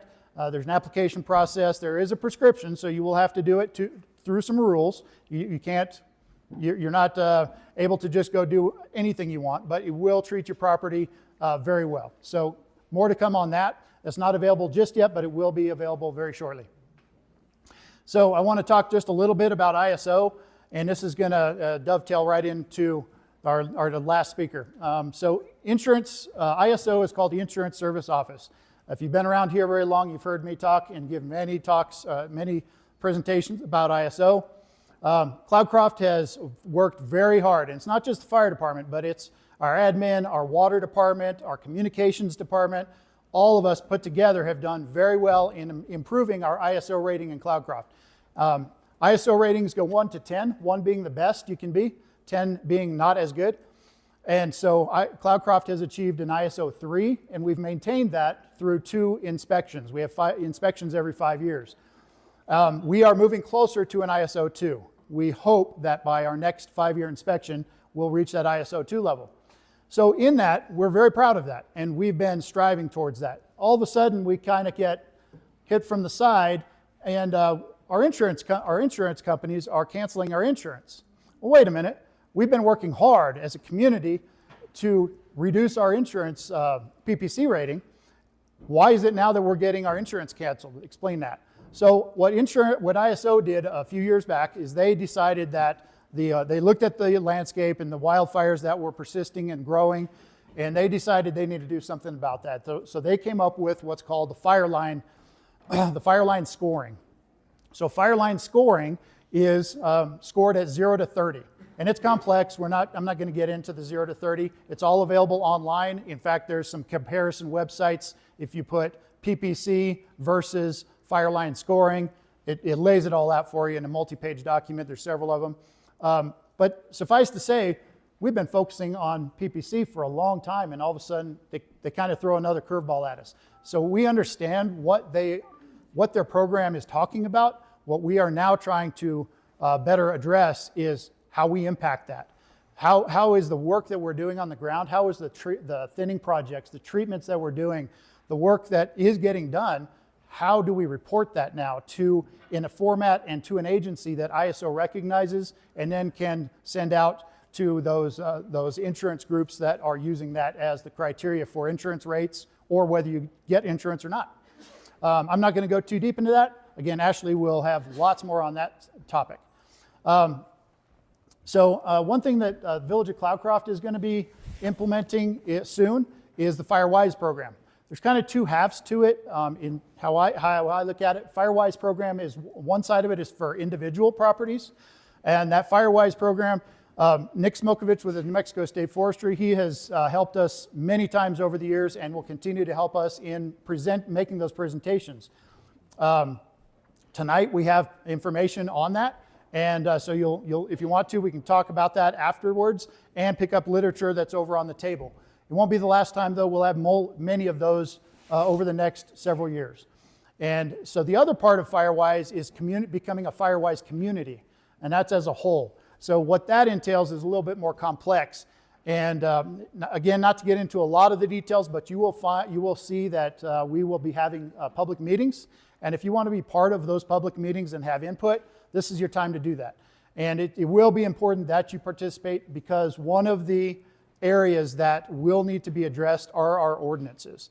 And the ordinances that regulate things that contribute to fire. Not only vegetation, trees, all of grasses, shrubbery, all that. Not only that, but also what materials you should make your home out of, setback distances, all sorts of things, and it will have an impact. So it's very important that you participate and that we can make Cloudcroft what we want it to be while we're also making it as fire-wise as we possibly can. All right, so fire on protection. So this is a little bit of more on the lines of what are we doing about it in Cloudcroft. So we have a new administration and several new elected officials. They have accepted and are receiving what's called NIMS and ICS training. What that acronym means is basically a coordination training that we all are talking on the same page. So from the administrative side, from the public works side, police, fire, everybody has the same terminology, and they have accepted that. They're moving forward with that training. So if a bad situation does occur in Cloudcroft, we are all on the same page in understanding what needs to be done and how we go about doing it. We still have the same continued training for our emergency responders. One of the pieces of apparatus that we have coming, we have a new structural / wildland fire engine coming. It's due at the end of October. That will be able to handle both kinds of fires, so it will have a new one. We're not getting rid of an old one. We're adding to the fleet. And then we have a new to us, which is a used, very, very gently used fire truck that we picked up out of New York, actually, and it is here now. And so that's another new piece of equipment that we have. We do have a great, outstanding volunteer fire department. We did talk a little bit earlier about who's here. So they're trained in structural firefighting, wildland firefighting, and also a bunch of specialty type of things like vehicle extrication and just a whole litany of things that we could go into little details. We also have EMTs on our fire department. We run one of the only 3 ambulances in Otero County. We have an emergency management program, which is fantastic. One of the things that our emergency management program has is a CERT, or what we are developing is a CERT program. So a CERT program you might be interested in, it's called a Community Emergency Response Team. So this is sort of, so there's another group that we have called the Sparky Boot Fund. Let me go there first. So the Sparky Boot Fund is a individual 501c3 nonprofit organization that has that stood up about 15 years ago that chose to solely support the fire department. They support us in public education, also firefighter education. They support us also in our sheltering of evacuees when there are wildfires where evacuees have to come to Cloudcroft. They help us in a whole number of ways similar to that. They're a separate organization, no training really required. They have their own meetings and they kind of run their own program. So halfway between the fire department, which requires a lot of training, and the Sparkies is this CERT program. So the CERT program is going to take a little bit of training because we will cover you under the insurance roles of the fire department. And we will outfit you with equipment, but you will do fire department type activities in large scale emergencies, but also you may be able to help when there are other activities, such as this event. We might just do a public event and CERT team might help organize that, put it together and decide how it would operate. So this CERT team, we were just standing it up. It does require that we have some training as well. We can't just do it automatically. It is a FEMA regulated training and program, so we'll follow the steps. We're getting some train the trainers now, and that program might be something you might want to be interested in. We are definitely in need of volunteers. We hear a lot that the program for the fire department is just too labor intensive. You get too many meetings. I just don't have time for that in my life. This other program might just fit, and you'll be able to fill a very big need that we have in our town, in our community. And Lincoln County already has a CERT team, so you want to learn kind of how that might translate. Yep. There are a number of CERT teams. In fact, there is a CERT team in Lincoln County. There's another CERT team that's down by El Paso, and I've spoken with them. They're actually part of an Indian reservation down there, the Isleta Indians, and they have a very well-developed CERT team with trailers and vehicles, and it's very well developed. And I've asked them to come up and give us a demo when this time comes where we're going to roll this out. So now this is part of the interactive part. So alerting and notification communication. Some of the folks that are here in the back is Matt Clark. He is the Otero County Emergency Services Director, and he's standing there in the window. And then right next to him is John Barney. He is the Tularosa Basin Regional Dispatch Authority Director. What that means to you is 911. And it's not in Tularosa. It's for the whole county. So he's the 911 Director. So what we are going to do for you tonight is alert the evacuation sirens or the alerting sirens for Cloudcroft. And you'll hear that sound. And then as those alert, we're also going to send across your phones, your cell phones, what's called an iPause alert. So the iPause alert is a federal FEMA program that's been allowed to or given out to us to use. And we send that out to every cell phone in a polygon area. Like you basically get a map up, draw a circle around the area you want to alert. It will ring every phone in that area. And then simultaneously to that, Mr. Barney will also send out a reverse 911. The reverse 911 is a program that the county has, and it is one that you have to subscribe to. So you'll go on to this website, Otero County, and I want to make sure you put Otero County, New Mexico. There is an Otero County, Colorado, and it's very easy to get the wrong one. So go to Otero County, New Mexico, and then you'll click on these two. You'll get the Genesis alert. You'll be able to sign up for that reverse 911 program. I did have a couple of videos here for you, but unfortunately we don't have a good enough speaker system here, so we're going to skip those. Those are the ones I told you about. You can listen to those at home. So I'm going to go ahead and continue, but the sirens should be going off momentarily. Yep. Oh. Sorry about that. I'm going to stand off to the side. So if you've never heard the alert sirens, they are quite loud. One of them is just right over the side here, so they'll only go off for a couple minutes. And then we'll turn them back off. But they are quite loud. Be glad that you're not outside. And so I'll finish what I was saying. So when the sirens go off, obviously we're going to be alerting a lot of people, right, in the community. So that's why when we do our tests, we also simultaneously send out these messages through iPause, through reverse 911, and also through the one that we've all heard is that annoying beep on FM radio stations, testing the emergency alert system. So if we had an FM radio right now, it'd be the local radio station is 97.9, and that is our local EAS radio station. So we have agreements with them. they will also be sending out that tone for the EAS. So all three of these are going to be going on simultaneously and coordinated across the county for us. So this link, if you want to go ahead and take a picture of that. So the Genesis system is the system that Otero County, that Matt Clark recently purchased.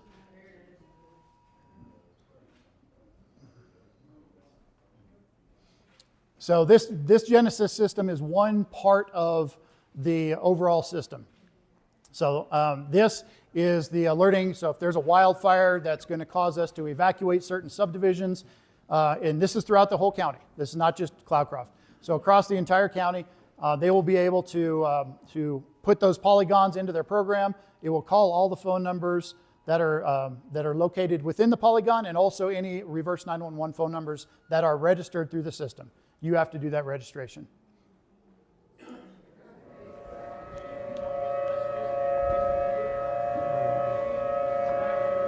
Yeah, right. So just curious, did anyone not get anything on their phone? So, okay, there's a few people. So we're fixing to send out the messages. And it is good feedback. We do know that it's not 100% foolproof. We have found that we'll get maybe 2 or 3% of the population who don't get the messages, at least initially. In fact, earlier today I was in a meeting in Las Cruces, which is a Southwest United States regional communications meeting, and one of the big topics was why don't I get alerts when alerts go off? And so it's a complicated thing. It's not only the alert system that our local 911 uses, but it's also coordinating with Verizon and AT&T and all the carriers that are out there to make sure that they're using the right coding, that they're broadcasting in the right area. It's very complex. So we know it's not 100%, but it's quite accurate.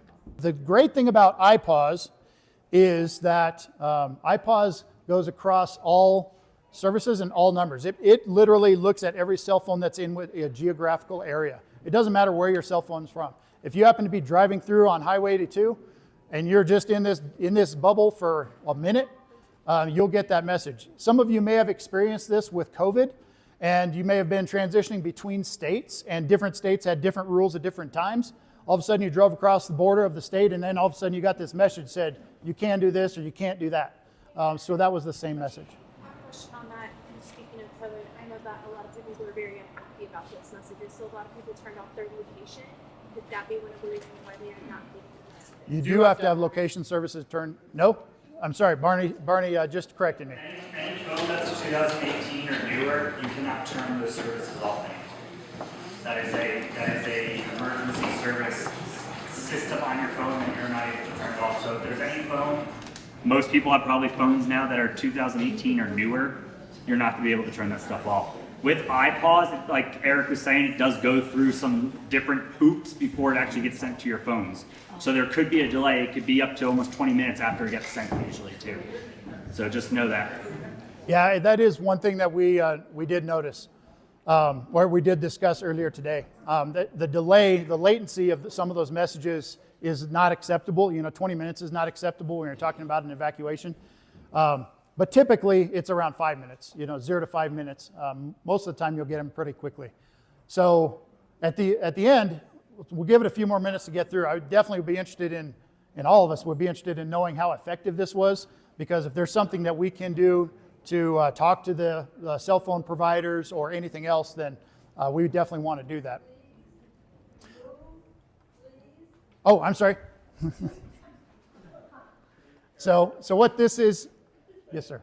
Just really quick, on the table is the Genesis alerting plus what he showed.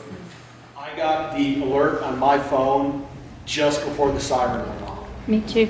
Same. So the people that have signed up for the Genesis alert already under evac, it is minutes, if not seconds. So.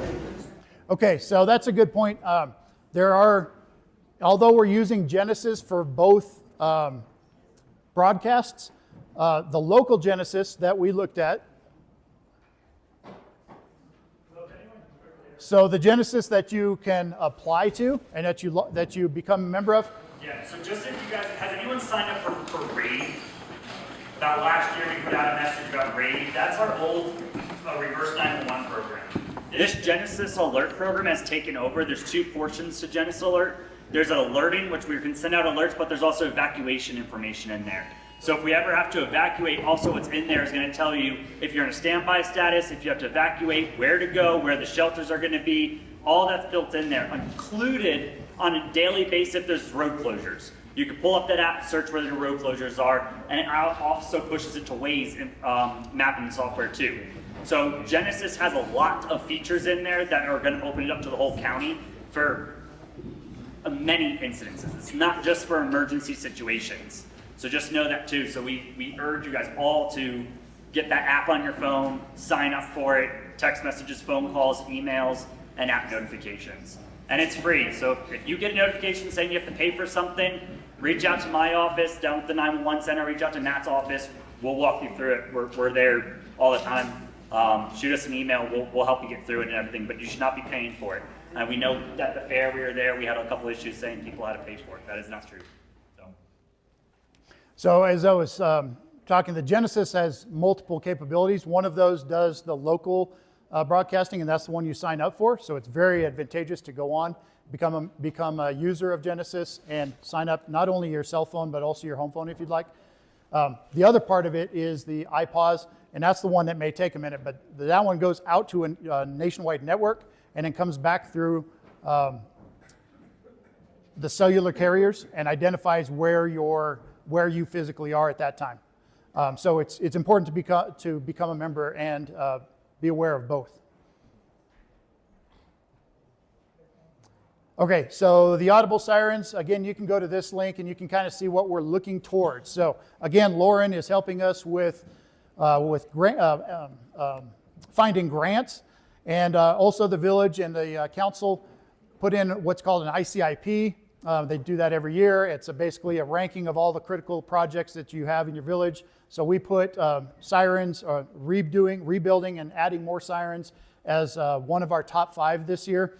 And we're also looking for grants. So by one way or another, we're hoping that we can upgrade our current sirens, which you heard earlier, add more. But the big thing is we want to add voice. So all our sirens do now is just put out this loud warning. And then you have to find some other device to find out what that warning meant. So we're hoping to replace all those and add more that have actual voice capability.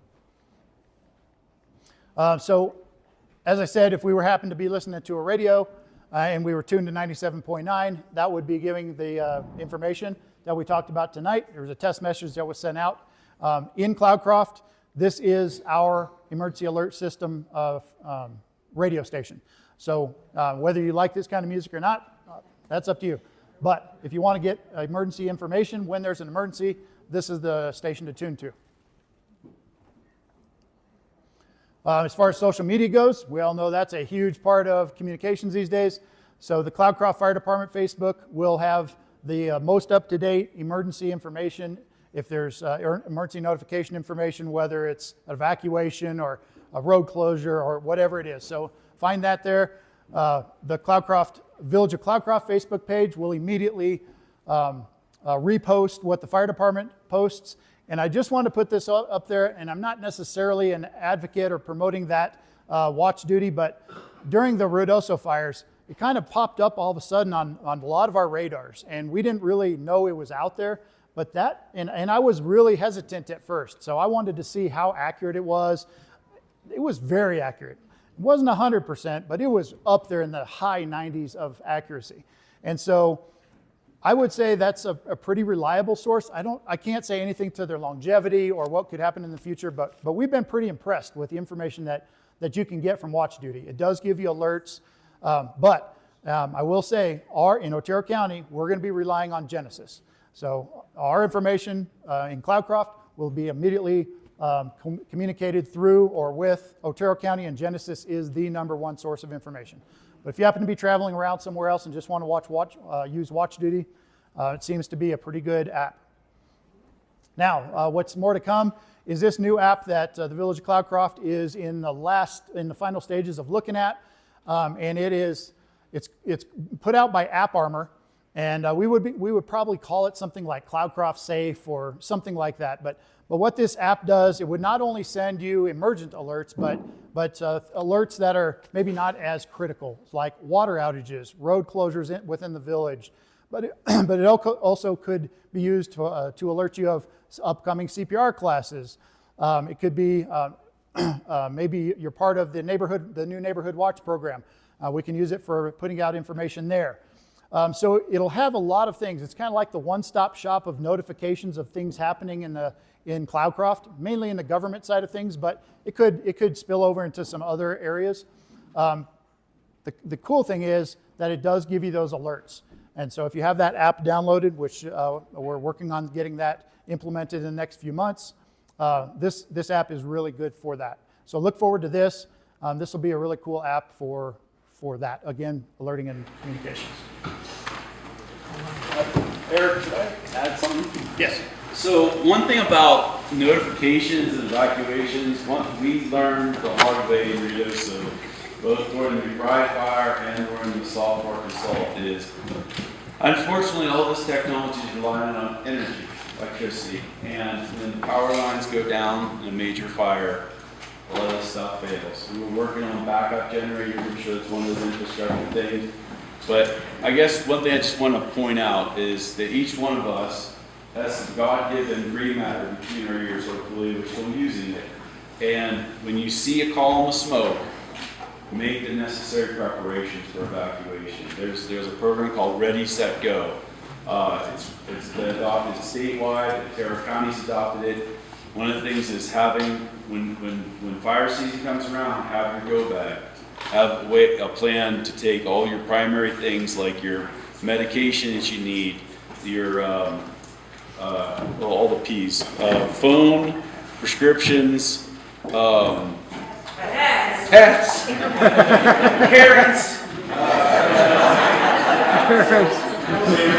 Basically, you have that great plan so that you don't have to rely on a notification. You have your situational awareness about you. You can look up on one of those red flag days I was talking about. And if you see a column of smoke, start making your plans. Don't wait too long because time is of the essence. And that Ready, Set, Go program it's one of the pieces of literature that's on the table, so you can grab that on your way out. It's a whole bunch of information that's back there, so grab all that. Thanks. And yeah.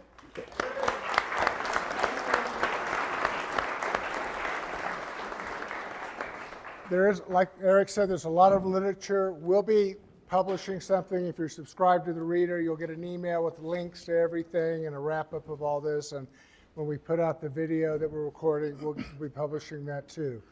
So I appreciate everybody. Can I say one thing real quick? In case some of the firefighters and other participants have to leave, I do want to say thank you to Matt and John with Otero County. They came up and set off all those alerts.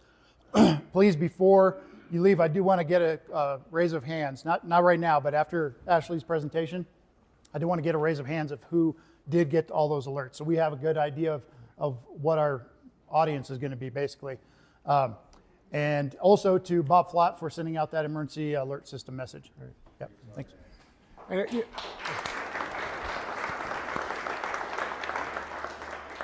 You know, one advantage of being here is you're not freaked out by the siren going off across the village. So anyway, last is Ashley Dalton. We saved her for last because we think she's got a terrific presentation and you're going to have a lot of questions about insurance. She's the fire safety queen and has been deeply involved in this. Like I said, she experienced the Rio Doce fire as an agent, but also personally losing her office downtown from flooding. And she said it's changed her life and her business. So anyway, Ashley, thanks for coming from Rio Doce. Yeah. She's a former Cloudcroft resident. I believe her mother still lives in the village. Yeah, my mom's back there. Mom's back there. Absolutely. Anyway, thank you, Ashley. Yeah, you got it. A little bit about me. I am a farmer's insurance agent. I was not always from here. I did move from the Prescott, Arizona area, also a very high wildfire area, and I did live there during the Granite Yarnell fire where the firefighters died. I did actually work the catastrophe team. So catastrophe-wise, it was not new to me. I have an insurance office in Otero County and Lincoln County. I am actually lessening the Otero County to focus more on the mountain towns because it's taking that much more work. And then through the catastrophe, we just realized it's going to take a lot longer for us to pull it together. But yeah, Alamogordo clients deserve to have somebody while my attention's taken up the mountains. So kind of strategically trying to focus on our area and our issues. Don't be angry, I don't get to make the big decisions, and those big decisions from corporate, from all the different companies, affect me just as much as what they do you guys. So when decisions come down hard, they come down hard on all of us. I've thought, why is this so important to me? Really, when I was young, Mom was a volunteer firefighter. We had the trucks at our house. Anytime there was something, if there was not somebody to watch us, we were on the fire truck with Mom. Probably not the safest, but it did happen. And so I think it's just really important to me because I've been raised that way. My degree is accounting. So when somebody tells me something, I like to see the data behind it. I like to see the numbers. I don't like generic answers, and that even goes in the insurance industry. Oh, you're a high fire risk, what do you mean? And that's what led me to where I am today. In 2021, we started to see insurance companies pull out. Scottsdale Insurance was one of the first ones. There were many people up here that had homes with Scottsdale Insurance. The second one to follow was Foremost Insurance. Foremost hit pretty hard up here, Lincoln County. They basically stopped all of Lincoln County. I had over 600 and something non-renewals that we had to find other packages for.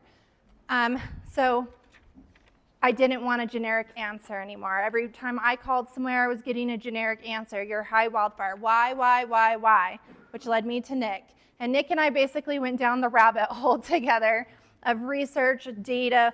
Why is it happening? Is the data correct? Where's the data coming from? How fast does it get reported? And it has been basically 3 years of research in regards to all of this.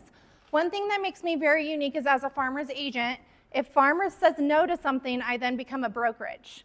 So I have many other companies, Lloyd's of London, American Modern, Covertree Insurance, oodles and oodles of them. The problem is it's happening across the board of every single one of them.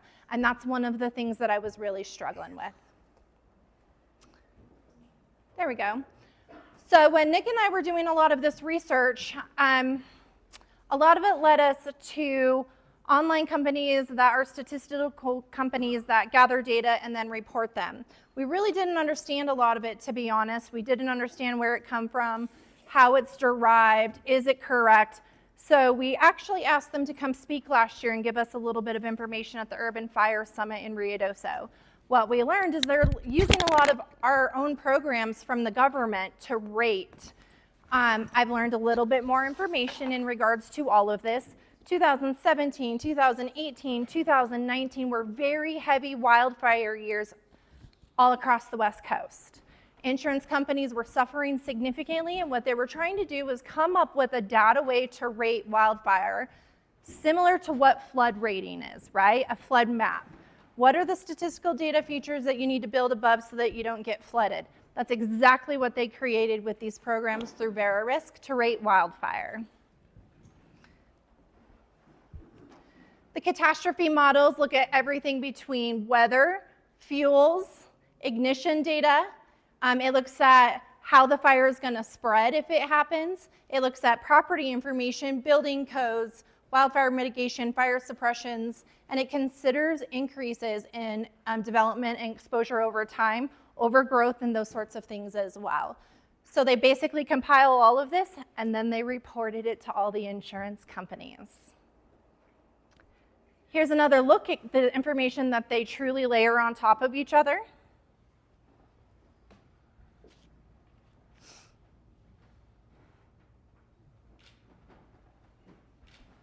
This program I do like. It's a little easier. There's another one called Landfire.org and CoreLogic. There's a few of them.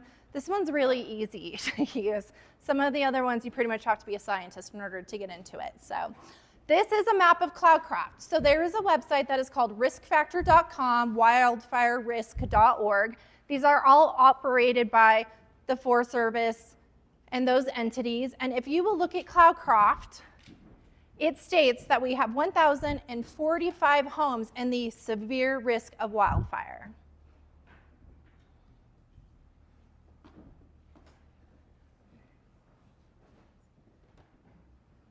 definitely take a picture because you can play with your own address on this as well. When you get in there too, it'll tell you information about your address, slopes of properties, and those sorts of things, so it's pretty interesting to actually get in and play with.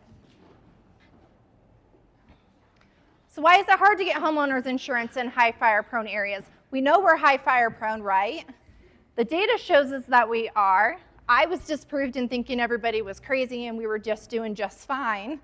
You know, I knew we had some issues, especially in Ruidoso, but I was truly convinced there had to be something wrong. There's a paid fire department. They respond really well. What's the problem, right? There were lots of problems with all of that data sources. Mainly the type of topography that we have, the trees that we have, how overgrown we have, and the climate that we're actually going up against. How do we look today? I actually ran this last week, and as of September 11th, or 2 weeks ago, as of that morning, there had been active fires that had burned over 2,320,000 acres, 67 very large fires this year in the United States. It's not just an us issue. Here's some more statistics on all of that. 36,000 fires. That number's huge. I never even would have estimated that. I've been doing the Firewatch app.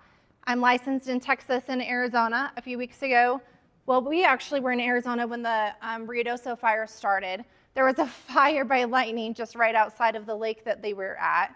While the fire in Ruidoso was going on, I'm like, I gotta get out of here. We were kind of giggling about it. I'm like, what are the odds of this happening right now while Ruidoso was going through it? Packed up and ended up coming home because it was really, really bad. I had taken my 1 week of vacation that year. It did not work out. So we worked hard and came back. But that number is huge.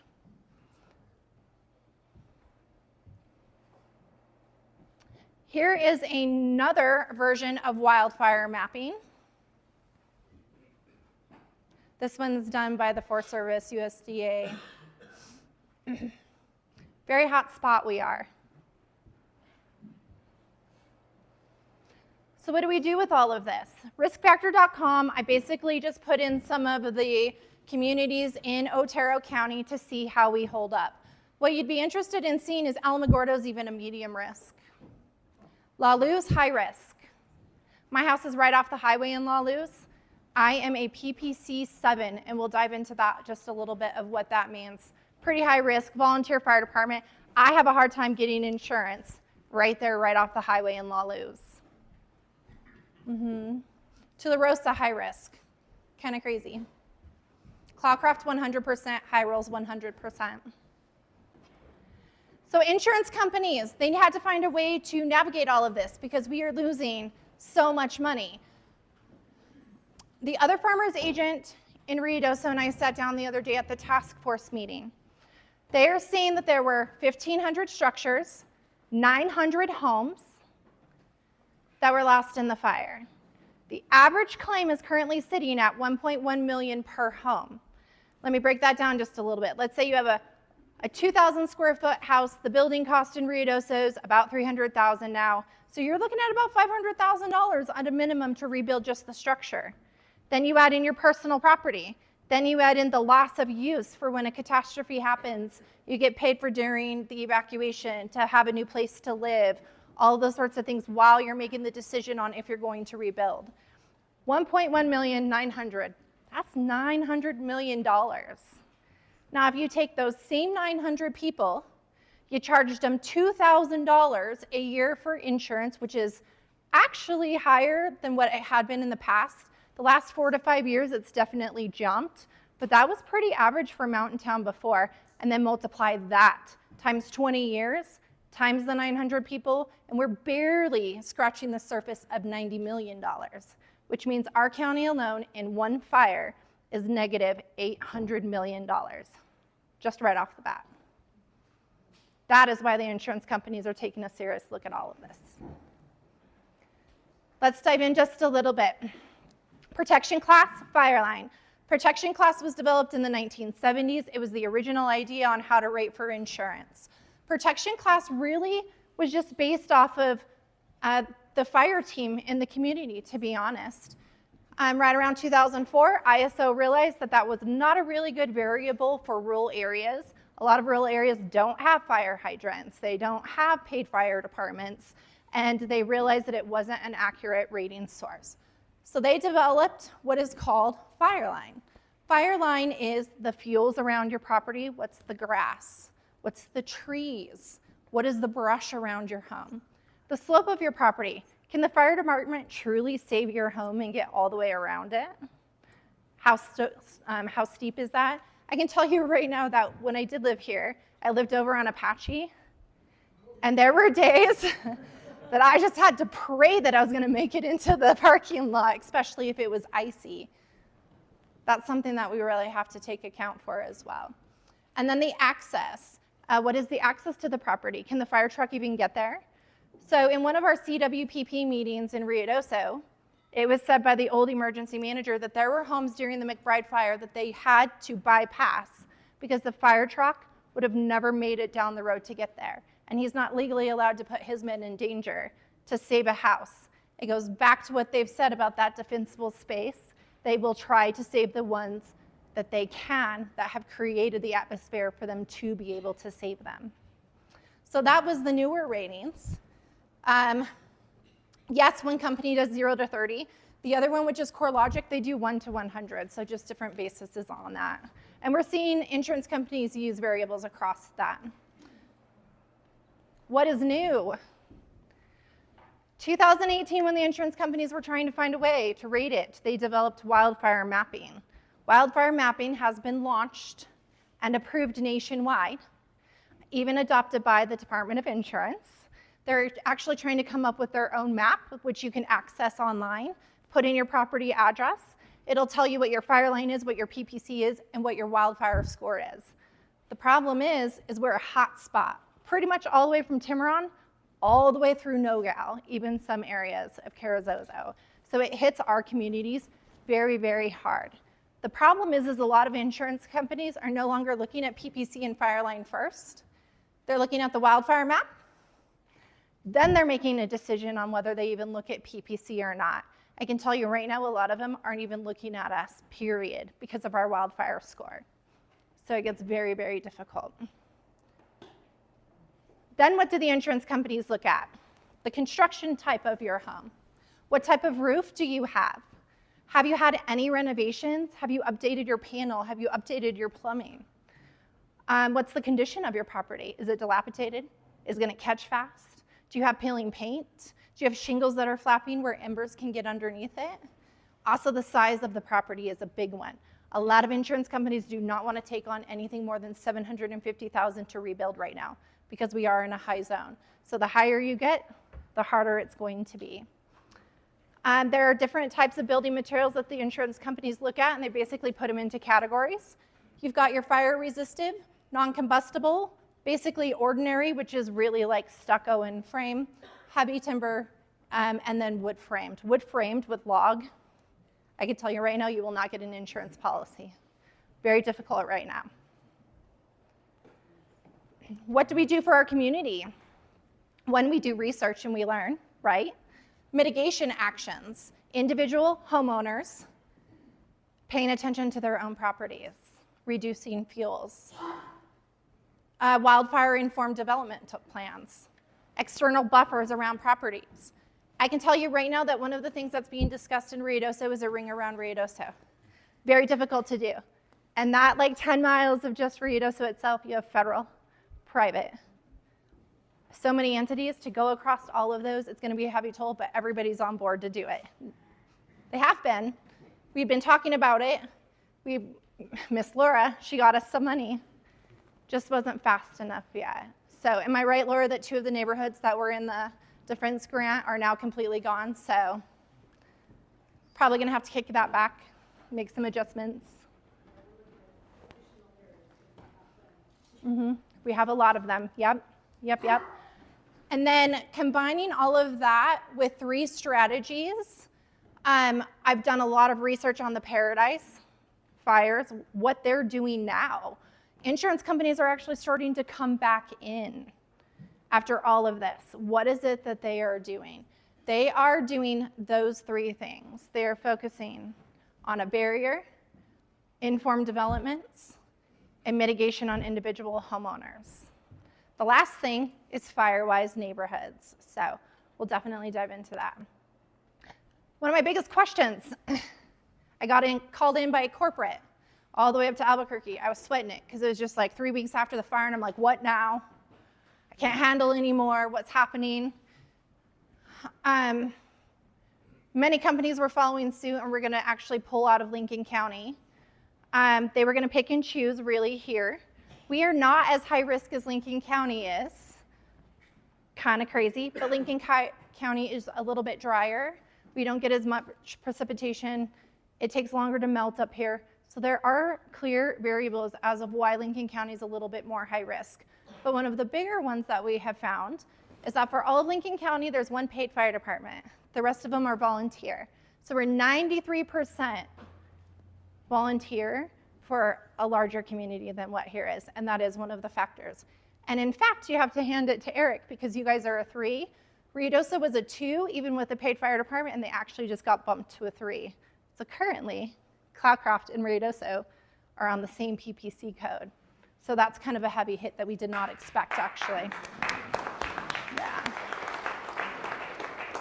So when I asked the insurance company's bigwigs, there was a statistical guy who showed us all the maps, and I said, oh, I've seen all the maps. I've been doing this for 3 years. You don't have to show me these. And he's like, what? And I said, oh, yeah, I've been doing this for years now. I've been researching this. When you get 600, 700 non-renewals and you can't find anybody else to take them, and you're like, what's happening? I just didn't understand, and I wanted to understand. And they were like, wow, you're ahead of the curve. And I said, okay, so don't tell me the past. Don't tell me where we are now. Where do we go for the future to get the insurance companies to come back in? Defensible space. He straight up sent me this image and said, this is what they are wanting the communities to do for defensible space. That actually can come off of riskfactor.com as well. Yep, so where do we go? That direction. Fire-wise, defensible space. Insurance companies are responsible to choose their level of acceptability. This is very difficult. For us on the mountain, it's basically a no for everybody right now. They've lost so much money, they're really second-guessing high wildfire, extreme wildfire areas. We are in that. We're trying to make a difference on that. We're doing cleanup. We're talking to you guys. Everybody kind of knows. But the hard part is the insurance company still has to take a step back and say, what can we really afford? What can we really afford? And that's really difficult, especially in Lincoln County with the past 2 fires. We have lost so much money, so many homes, and all the things that go with it. And they're choosing to not do it anymore. They're also choosing to not insure up here any longer either at times. So, how much does home insurance rise after a fire? It's estimated your premiums will rise approximately 50%. Yeah. If they keep you. If they keep you. Now, right now, I can tell you the governor made some orders. So we don't have non-renewals happening in Lincoln County. Most of the A-rated companies have agreed to say, okay, if we were going to, we're going to lay off for just a little bit. We want the community to kind of heal. But also, where's the data showing what we look like now? What's the satellite imagery of our area look like now? How much fuels have we lost? That's something that we've been talking about. Can we get an updated map to take a look and see what the area looks like?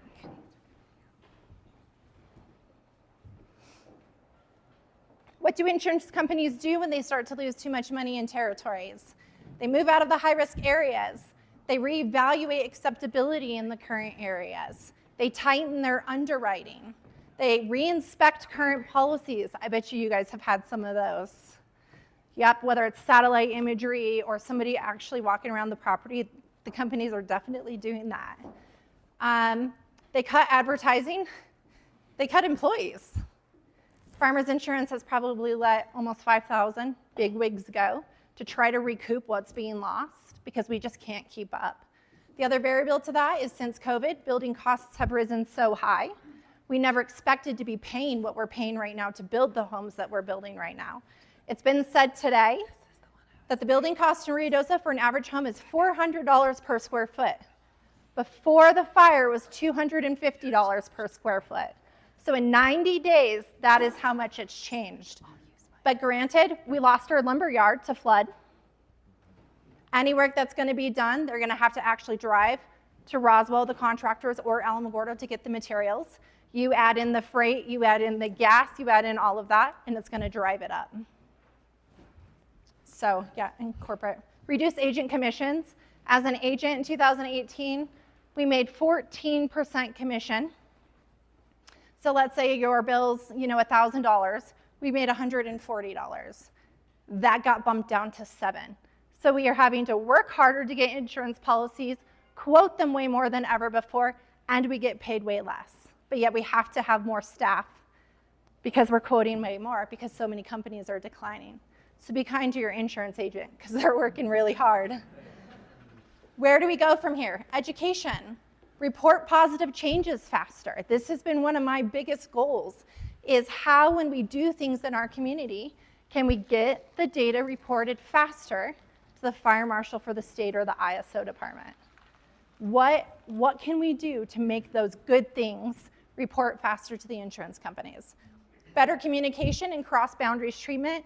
Everybody's on that, you guys. McBride was a big learning lesson for everybody, even the people here that were helping there. There was a lot going on. That grid being taken down was very difficult for people to communicate, very difficult. Create more defensible space. Use technology and mapping to understand areas of high wildfire activities. Analyze community ordinances and construction codes. Be understanding that we really are all in this together. It is not one neighbor against the next. It truly is our entire community making a difference so that we report better on the satellite imagery and the maps. Remember that it's going to take time. It takes a lot of money. The industry, fire, does not have the same amount of employees as it once did.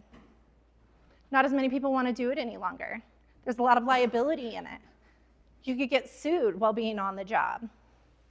There's some of the fire suppression companies, because burns have been such an issue of getting out of hand, they're not allowing some of the suppression companies to even do it any longer. They won't even offer them insurance because they're worried that it's going to get out of hand.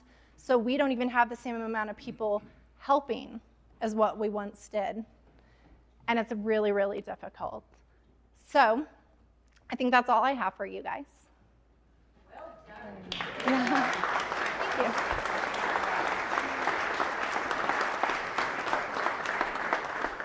Great job, Ashley. Thank you. Okay, guys, thank you so much. You guys have been great listeners. Thank you so much to our panel. Thank you, Erich and Ashley. Did you have something to say? I have a question. Yeah. Okay. That's a question for the audience first. Okay. So can I see a show of hands of how many people here have lost or have either canceled or non-renewed insurance? So that's a large amount. So I know at the panel it's no different. I have a residential property that was non-renewed in February, and I have a commercial property that expires Monday morning. I have no insurance. So even the panel, we're all in the same boat. Yeah, let me touch on that a little bit too, because you mentioned the FAIR plan.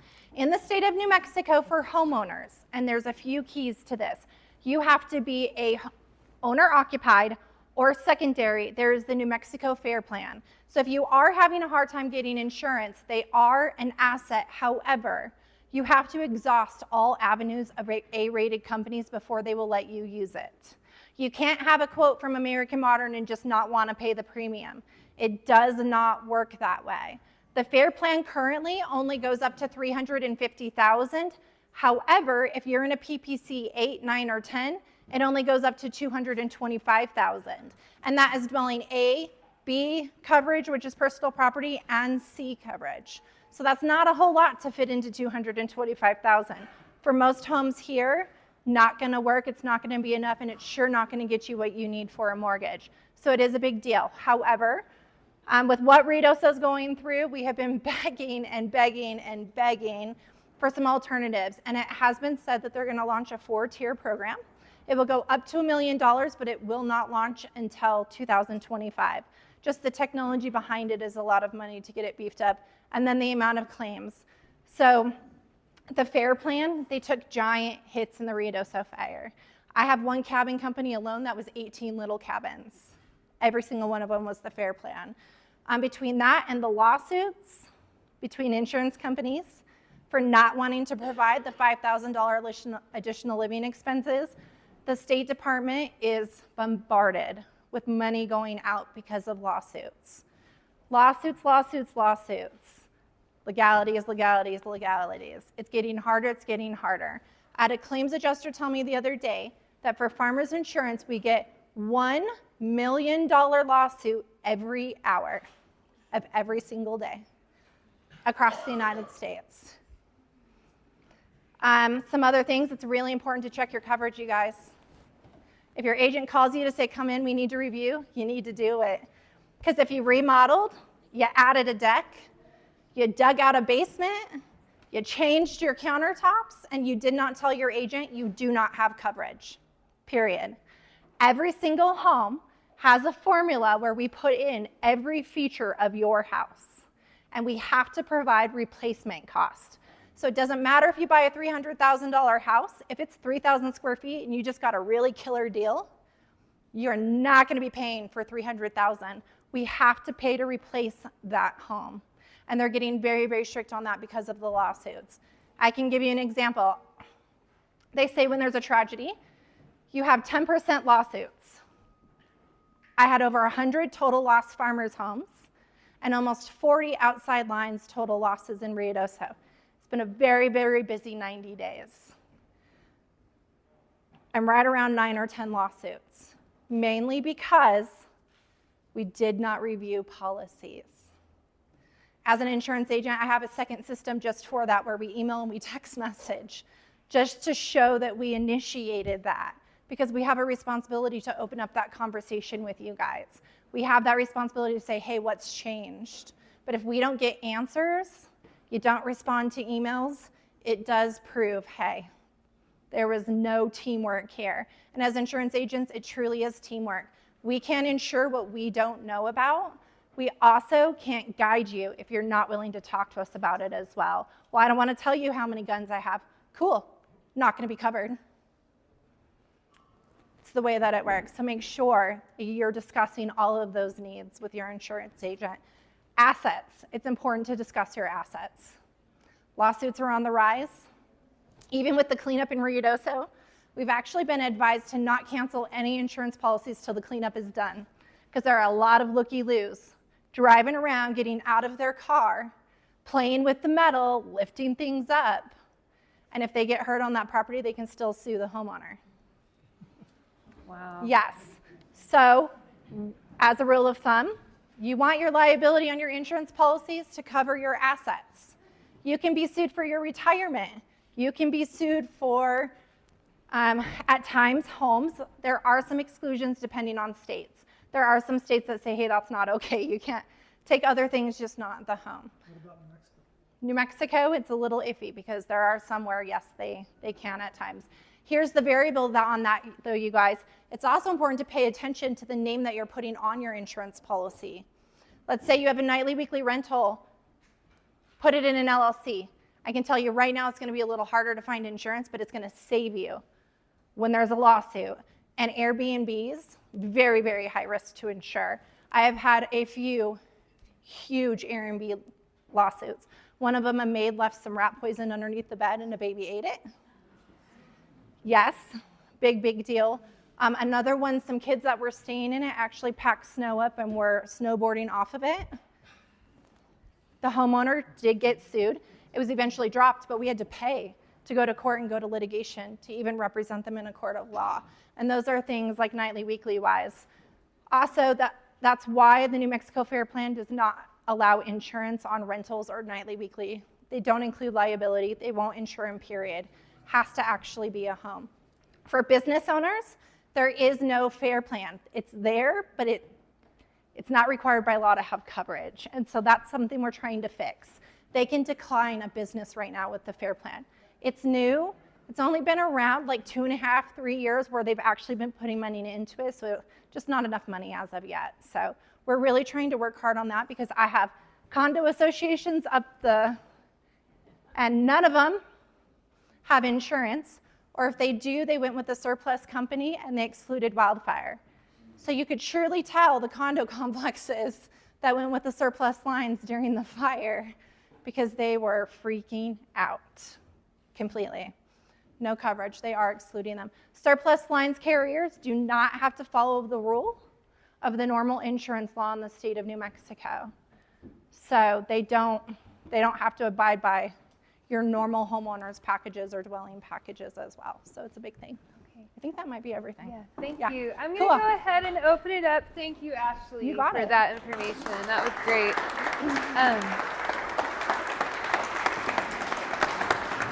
I do want to open it up for questions in case anyone had some village-specific questions for Erich and Ashley, both of our presenters, and then, of course, the rest of our panel may be able to fill out some questions that anyone might have. Yes?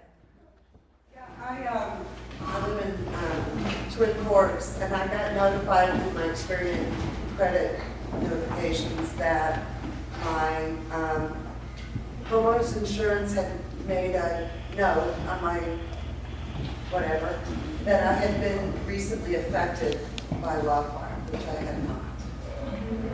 What do I do? What can I do? So you really were, because we did have the Mosier fire. So if it's within like a 10, 20 mile radius, it's still gonna report that way. That's the hard part. So yes, you sort of were, even though it maybe not had threatened anything. Most insurance companies have took on a third party for their data reporting. LexisNexis. LexisNexis tells you if you pay your bills on time. LexisNexis tells us how many claims you have, not just in one state either. You can be declined if you have multiple homes in multiple states and multiple claims. It's going to be very difficult. And a lot of times we have to fight that. Like we have to get the other declarations page and say, hey, listen, they have 10 homes, only 2 claims, this variable's good, right? So we have to work really hard for you in those matters as well. But the data is being reported to LexisNexis that it's in those areas. Yep, absolutely. Okay, thank you. Yes, Mary? Is New Mexico property insurance part of the fair plan? It is the fair plan. It is the fair plan. Yes, ma'am. The ones I got all paid. It is, and honestly, you guys, claims experience-wise, they've been fantastic. They truly have. I had a lot of people that were with them. They're really fast, but they don't include liability, and it is not the same type of coverage. It is really, yeah, so you got fire, vandalism, hail and wind, and that's it. So no broken pipes in the walls, no tree coverage if you have to clear all your trees. You guys, I have some people in Ruidoso that are getting $100 grand for just trees. It pays to be in a homeowner's package, not in a high-risk package. The problem is we're not finding very many of those right now. We're going through company after company after company. It's taking about 14 days for us as insurance agents to even get a response from the companies. Here's kind of the way that it's working. We go to farmers, declined. Foremost, declined. Then I go to my Craft Lake carrier that has Cover Tree. It has Bigfoot insurance. It has Safeco, Hartford, Travelers. We put the application in, we submit it. We wait for 2 days to even get an answer. The answer may be, we want pictures of the panel, we want pictures of the plumbing, we want pictures of the roof, we want pictures of the slope of the property. I had to go lay down on a property and try to angle it enough so I could get the fire hydrant in the picture to get this insurance company to take this property. So they look at all of those sorts of things. Then we submit everything they ask for, we wait another 48 hours for an answer. Then we may wait a little longer, we wait a little longer, and then they'll come back and say, okay, well, we'll do this, but you have to trim all of these trees. All right, thank you. Yep. Do we have any other questions? Okay, let's let Craig. Okay. I just want to thank a few people. I want to, on behalf of the village and all of you, I want to thank the Cloudcroft Reader, Chris, and for all of what they did. For all the speakers, amazing job. Thank you so much. All this was so informative. And just one comment. One thing that I took from all the presentations tonight, and one thing that is usually equal, is that all of them are talking about prevention, right? Prevention, prevention, prevention. And so one of my asks for everyone, Abigail said that to be successful, we need 80% compliance, right? I would just ask that we all be good neighbors, be responsible for our properties, clean up our properties, and make sure that we're doing everything we can to help our neighbors. I was talking to a few people saying, you know, I don't have a vehicle, I don't have a truck to clean up my property. You know, if you have a neighbor and you know that they can use some cleanup, but they don't have a vehicle to clean it up, you know, offer your services. But I think the key to protecting our village first starts with prevention. Let's do everything we can to do the village. Thank all of you guys so much. Thank you.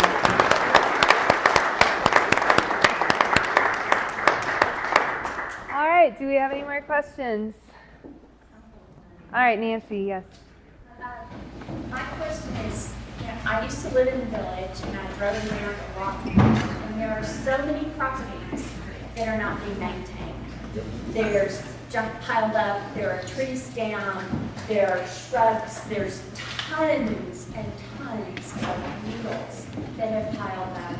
And the one thing that I noticed months ago before the Rudoso fire, every once in a while I have to go and I get a wild hair and take a street. Well, I drove up Cedar Creek Drive, and what appalled me was how much needle buildup there was on the ground, how many properties weren't being maintained. It's gone. I was thinking to myself all the way down the street, this place is going to burn. It looks awful, and it did. And that's what I see when I drive around some areas of Cloudcroft. People who have just been lazy and not taking care. So, number one, do we have an ordinance right now that governs the cleanup of one's property for fire mitigation? And number two, does it even have any teeth? And number three, is the council looking to update those ordinances so that they will have some teeth, or maybe some benefits, some payback to the owners who do a good job of cleaning up the properties? Maybe the mic to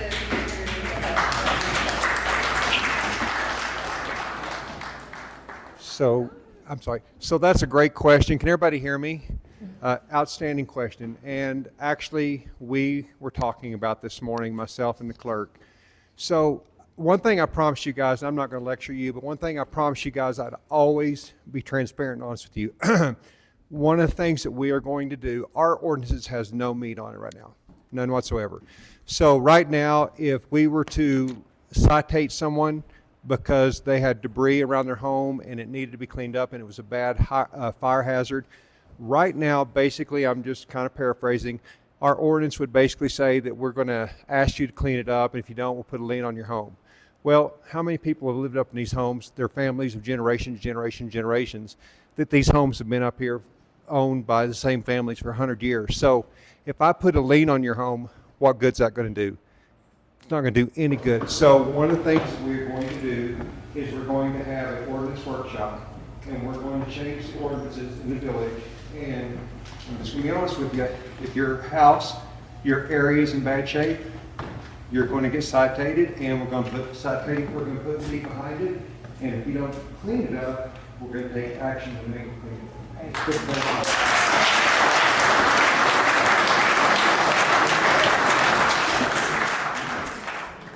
Any other questions? Yes, Tim. Go on from what the mayor had said is we're setting up a GIS system, which is we're setting up a geographic information system. So a lot of this data that everybody's talked about tonight comes from a GIS system. And what I think we can do is we can actually maybe give some data pushback towards the fire wise if we have our own data. And then also, what was I going to say? I agree with the mayor, and then what we can do possibly do where all the public can do their own property. We could map every tree. We could have where areas are cleaned up. And then with our grants, we can possibly get LiDAR flown for the village and see where fire hazards have gone down. Possibly stuff through the Forest Service or through the state. So, excellent. Just some ideas. Yeah, thank you. All right, any other questions? Okay, well, if we don't have any questions, I want to thank you guys. That was a question. Okay, yes. A question about Erich mentioned that easements will be a little shaggy in some places in town. So the ordinance, which I completely agree with, how do we get the easements handled, especially the easement in my house? Okay, so it's a question about easements and who do you contact about that? Is that the question? The question is if the easement is getting a little shaggy. Okay. Overgrown. Overgrown? Yeah. Okay. How do we handle the easement part if we don't have money to handle the easements? Understand the question? Yes, so part of that $300,000 grant that I talked about can be used on city property. We want to, 300,000 is not a lot. It's not going to do a ton, but we want to make the best out of those dollars. So if you think a tree, a decently sized tree that may be slated for removal, might need that. It could cost a couple $1,000s because of the homes that are in the area. The cutter needs to have insurance, and on and on and on. That's why they cost so much. So there's not a lot of those that we can do. The other thing is that we have to also survey that property. It doesn't necessarily have to be a full platted survey, but we have to identify the markers to make sure it's a tree that's on village property, that we're not just cutting down a private tree. And so sometimes it's tricky in that respect. That said, if you own a piece of property, you're clear where your boundaries are, and you have some things that you feel are on village, let us know, and we will definitely put it on the list. And if it's easily identifiable and something that we can just handle either internally or at a relatively inexpensive cost to this grant, then we'll definitely come over and do the best we can.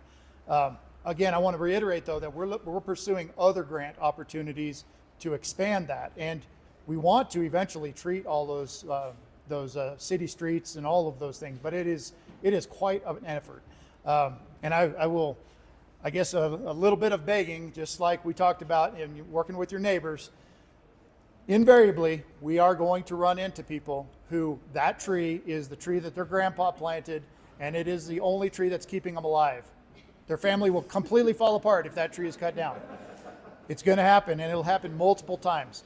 So please try to convince your neighbors. Please don't be one of those people, but try to convince your neighbors that we all need to participate and do the right thing. All right, thank you, Erich. All right.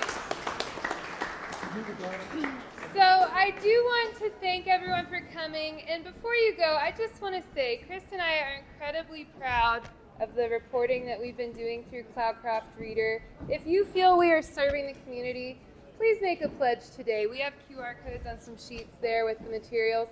Also, many materials are on both tables from Erich and his team from Cloudcroft Reader. If you want to get down to questions, it depends on the panel and their availability. We have gone over time. Yes, Erich has something to say.